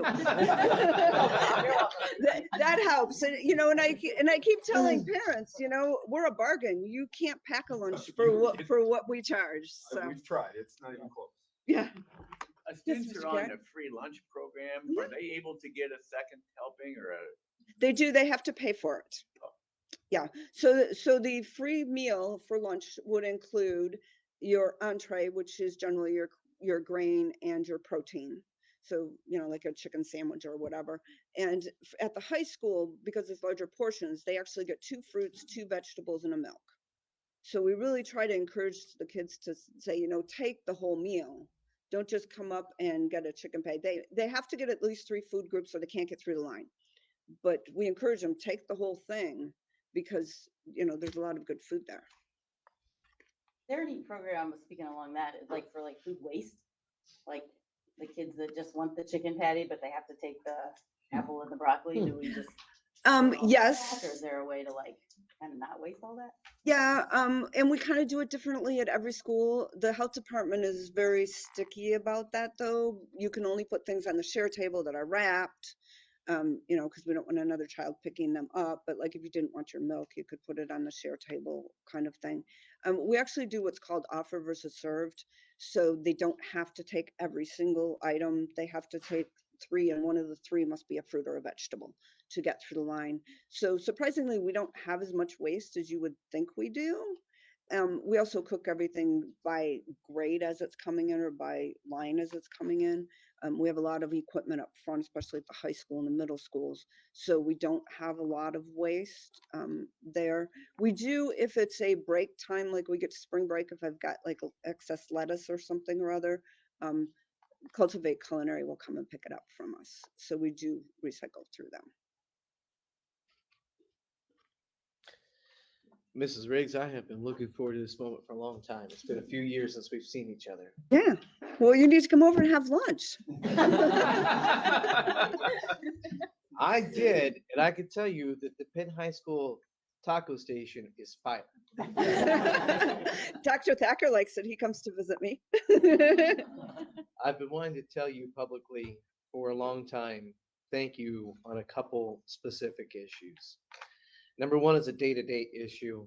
I think the last time you presented to the school board was in 2019. And we discussed at that point in time, increasing the offerings for children who have celiac and who have other allergies, and also diabetic children. And what you've done in the succeeding 4 to 5 years has been amazing in terms of making sure that our food that we serve to children is allergy sensitive and also is low in sugar for those who are diabetic. You've done an extraordinary job. Well, thank you. The other thing I want to tell you is an historical issue. You received a very well-deserved introduction from Mr. Hawkins, because I vividly remember January, February, March, April, and May of 2020. And at that point in time, when people were scrambling around, trying to figure out what to do in terms of how we keep our schools open, how we keep educating children, it occurred to us that there are many children in our school district who get their hot meals exclusively from being a student at PHM. And what you did to slide into action and to carry out a plan to make sure that children in need and children in our community were able to continue to get food during the COVID crisis, not just in 2020 when it first broke out, but every time that we had to close the doors and go virtual, you did an extraordinary job. And my thank you to you is long overdue, and I apologize for that. But I just want you to know that what you did was highly, highly appreciated by not only the board, but our entire community. So thank you.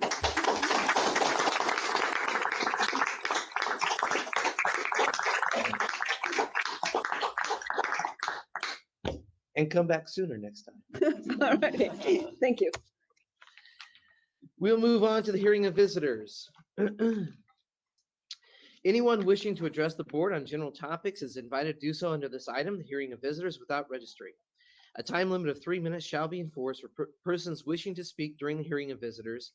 It is requested that names and addresses be stated at the beginning of such comments. Individuals may speak only once during this section of the agenda. Personnel issues are absolutely not to be addressed during open sessions of the board. We do request that you not use personnel's names. Concerns about individual employees of the district should be brought to the superintendent or to his designee.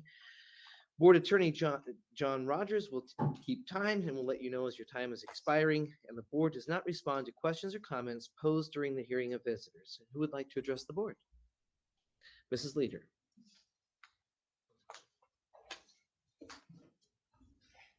Dr. Thacker, President Riley, members of the board. Thank you, Mrs. Troyer, for being the only one to admit the use of CRT tenants. And you are right, words do matter. I'm sorry, we made a mistake. We failed at our own resolution of ending acts motivated by racial bias and ending any form of racism in our schools. We haven't heard these words. So yes, they do matter. Those words in their anti-racist SEL lesson that brought a student to tears in this very room matter. Words matter. The resolution states we will fulfill our duty to foster a safe, healthy, and inclusive environment to ensure all are treated with dignity, respect, to end discrimination, and secure equality for all. We all know that didn't happen. Words matter. And the words in the resolution should matter enough to admit your failure. So this board should learn to say, I'm sorry for all the offensive SEL lessons that our students experience because they matter. On the side note, I am a product of a white, poor, drug-addicted parents and at times a messy home life. My teachers never knew about my home life because their standard for me did not change. Because of their high standard, I graduated with highest honors, paid my own way through college, working 2 jobs, and never did any drugs in my whole entire life because my teachers' consistent standard held high for every single school student. So it is a disservice to think that you would not hold students accountable to achieve and empower them to do their best because they're capable of doing it no matter what situation they're in. It's a disservice. And I will also say this whole zero whatever theology, it is a restorative practice CRT tenet that has been implemented into our public school system, and that's a disservice to our students. Thank you. Thank you, Ms. Leader. Anybody else?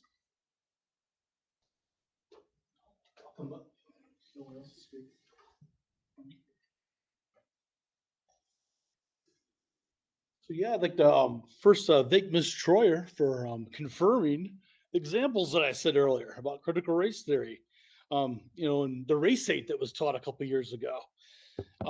Unfortunately, what I find a bit discerning is the fact that she was so accepting of those examples that I stated because, well, it happened only a couple years ago. Yeah, we only taught race hate a couple years ago. It's all good now. Trust us. Trust us. So why do you think we knew about that stuff to begin with? Because we did our own homework, right? So people like me talked about it. Some of it got removed. Some of it may not have gotten removed. I don't know. Okay, but because we did our own homework, that's how we found this stuff out. So I'm not going to trust the arsonist who burned a house down to put out the fire at my house. Instead, I'm going to do my homework and to stay vigilant and stay informed. That's what we do. So as far as this attention being brought on a certain teacher, I didn't write her thesis. Those aren't my words. Those aren't the parents' words.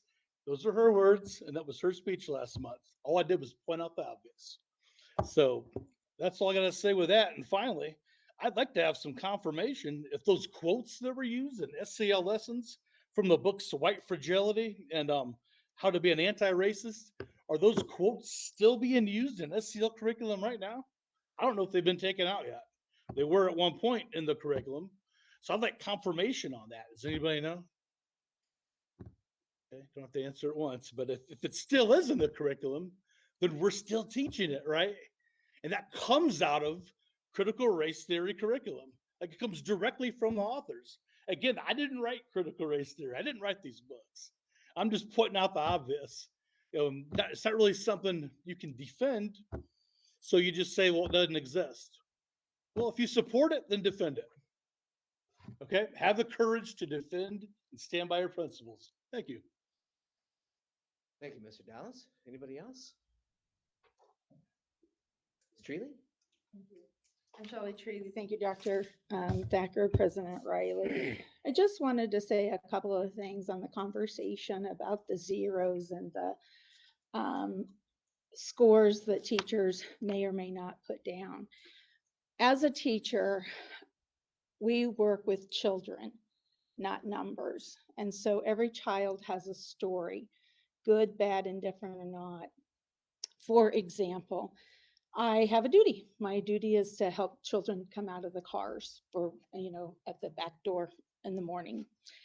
And one particular morning, I literally got the crap kicked out of me. I mean, it was hard. If it would have been a kickball game, that kid would have got a home run because the kicks were intense. There were many, and it took 2 adults to escort the child into the building.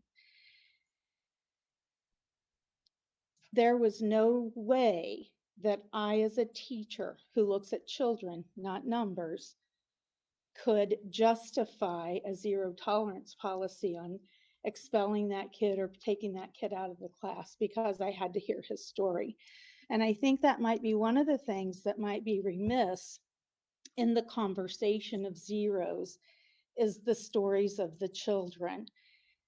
The last time, and this was, I don't know exactly when it happened, but the student, I think it was October-ish. The last time the student entered was in a classroom, a public school classroom. He was escorted out by DCS, and the last time he saw his mom. So he had a real reason to be angry. He had no idea what was in store for him. He had no trust in the system. He had no trust in me. He had no trust in anyone.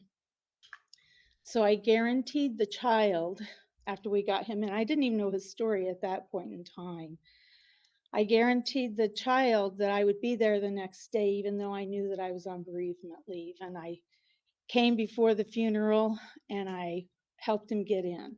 And to this day, we've built a trust. And I guess that's what I'm asking the board to do, is to build a trust with the teachers so we know their stories.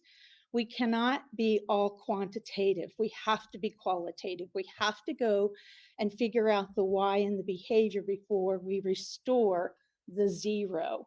We don't want to make it impossible for a child not to get the credit. And if you do your research, and that's what I would ask of you, to really dig into the research of what education says when you award a kid a zero versus an opportunity for mastery learning, which is indeed what Penn-Harris-Madison is all about. Thank you. Thank you very much. Appreciate it, Ms. Treeley. Anybody else?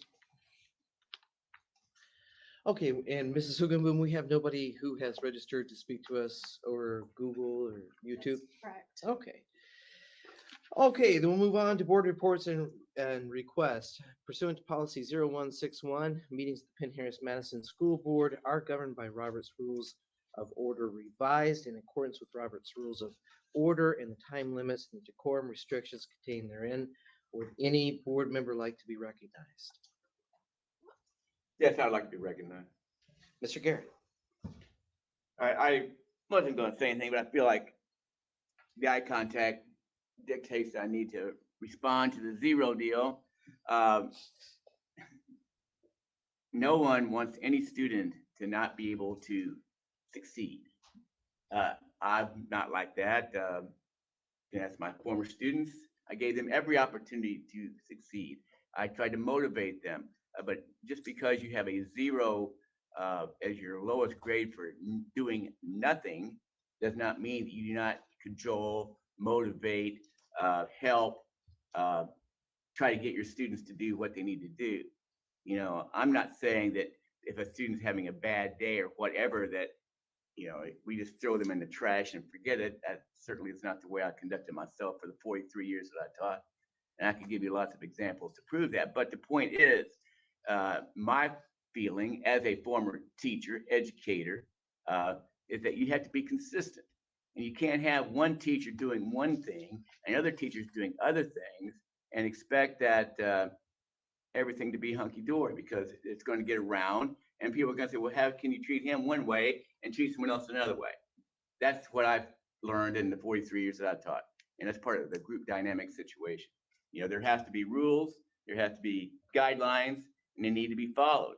And then people need to be able to follow those rules, and they need to be able to, you know, obviously there's always exceptions, and you have ways to get around those exceptions.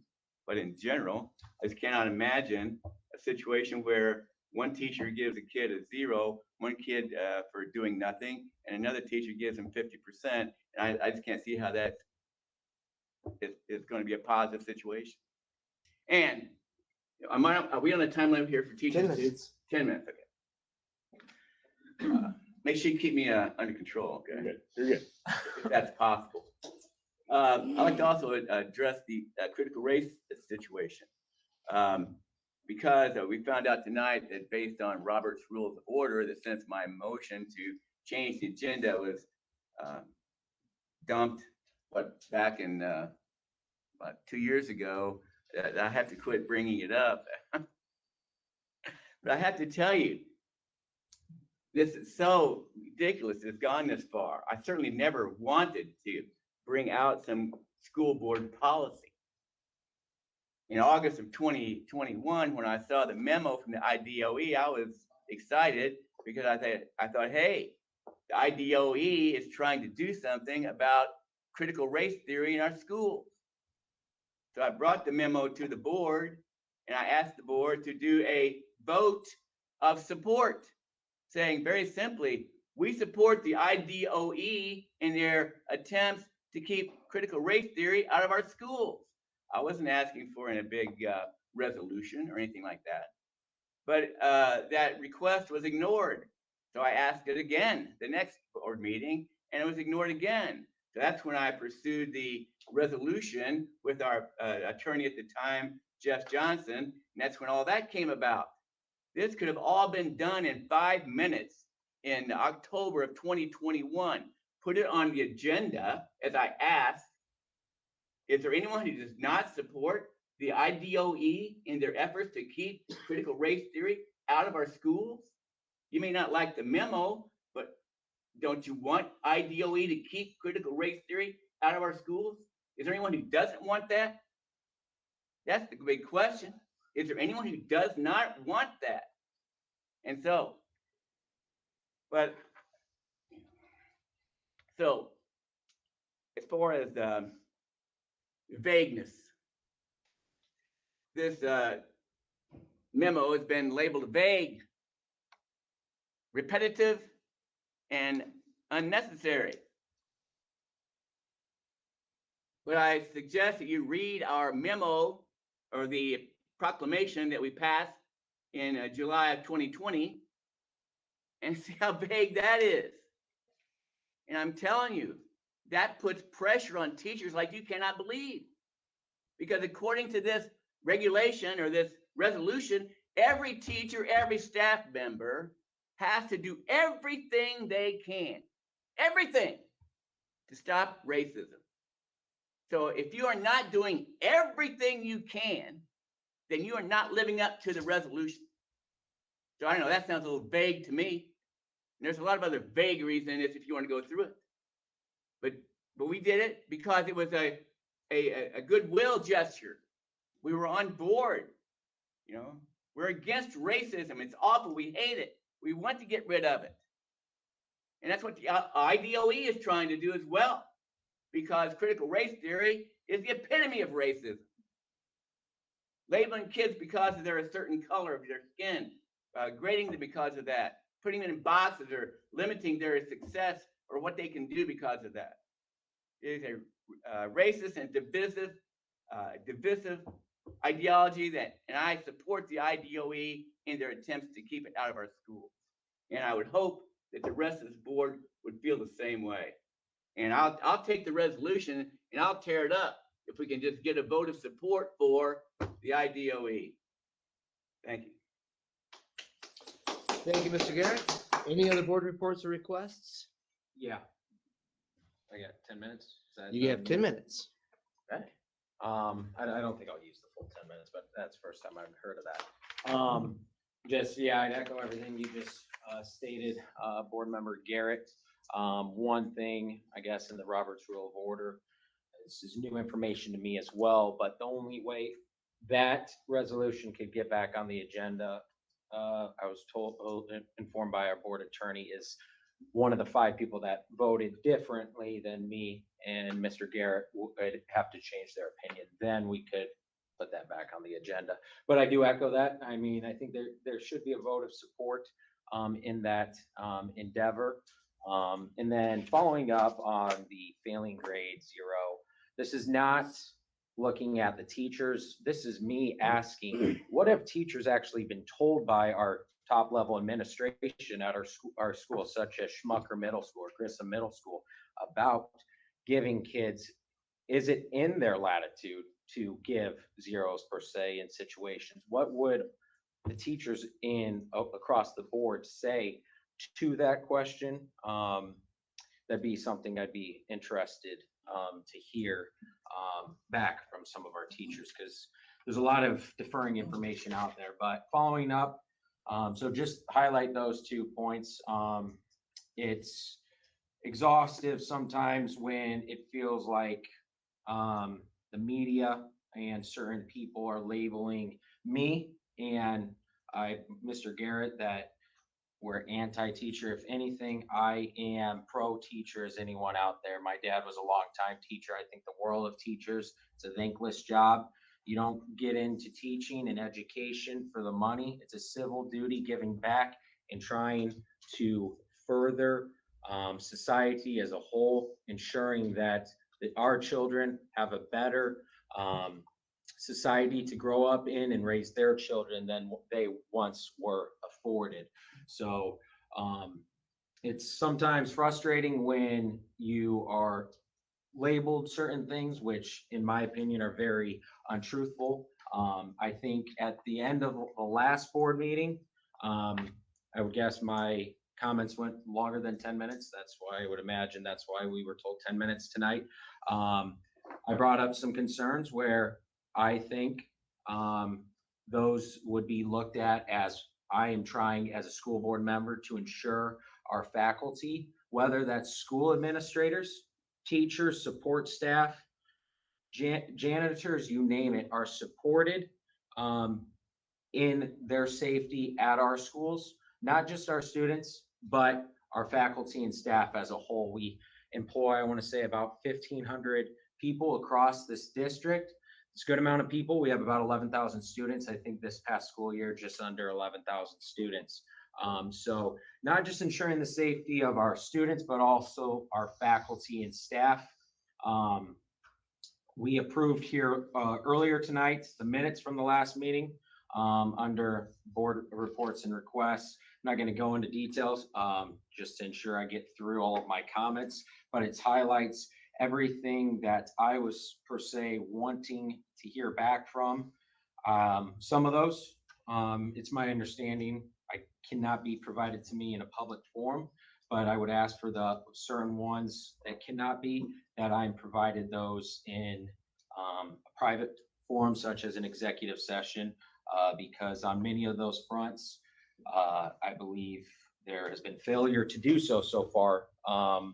And I would appreciate if we can't get all of the answers on some of these things by our next board meeting being July 24th, I would like timelines on those of when I could see those specific items specifically. And then there was one thing in closing that I would also like added, since it's not on here. I'm not asking to go back to the minutes, but I'm going to highlight something I brought up from last board meeting. And that was in regards to ensuring our schools are moving forward, where I talked about assessing certain policies in our handbook, where we're looking at student engagement, things such as a potential phone policy, ensuring our students are engaged in the classroom, attendance policy. I know we just approved here earlier tonight, specifically in the high school handbook. It doesn't state so in the middle school handbook. That sentence is not in there. But in the high school handbook, at the bottom of page 22, it states, in aligning our goals with federal attendance requirements through the Every Student Succeeds Act, students should have a 96% attendance rate. So specifically at the high school, I would want to know if we are living up to that metric, because I believe I read, and it's readily available to the public on our YouTube, a teacher review where it didn't sound like for that specific teacher, we were fulfilling that attendance policy. And with that, trying to support teachers in this attendance endeavor, I would just like to reiterate what this teacher said. Also, teachers need to know if and what action has been taken. Currently, we are not giving any notification or feedback of what occurs as a result of our referral in some cases. So we would just like follow up on that. Yeah, let me make sure I got everything that I wanted to hit.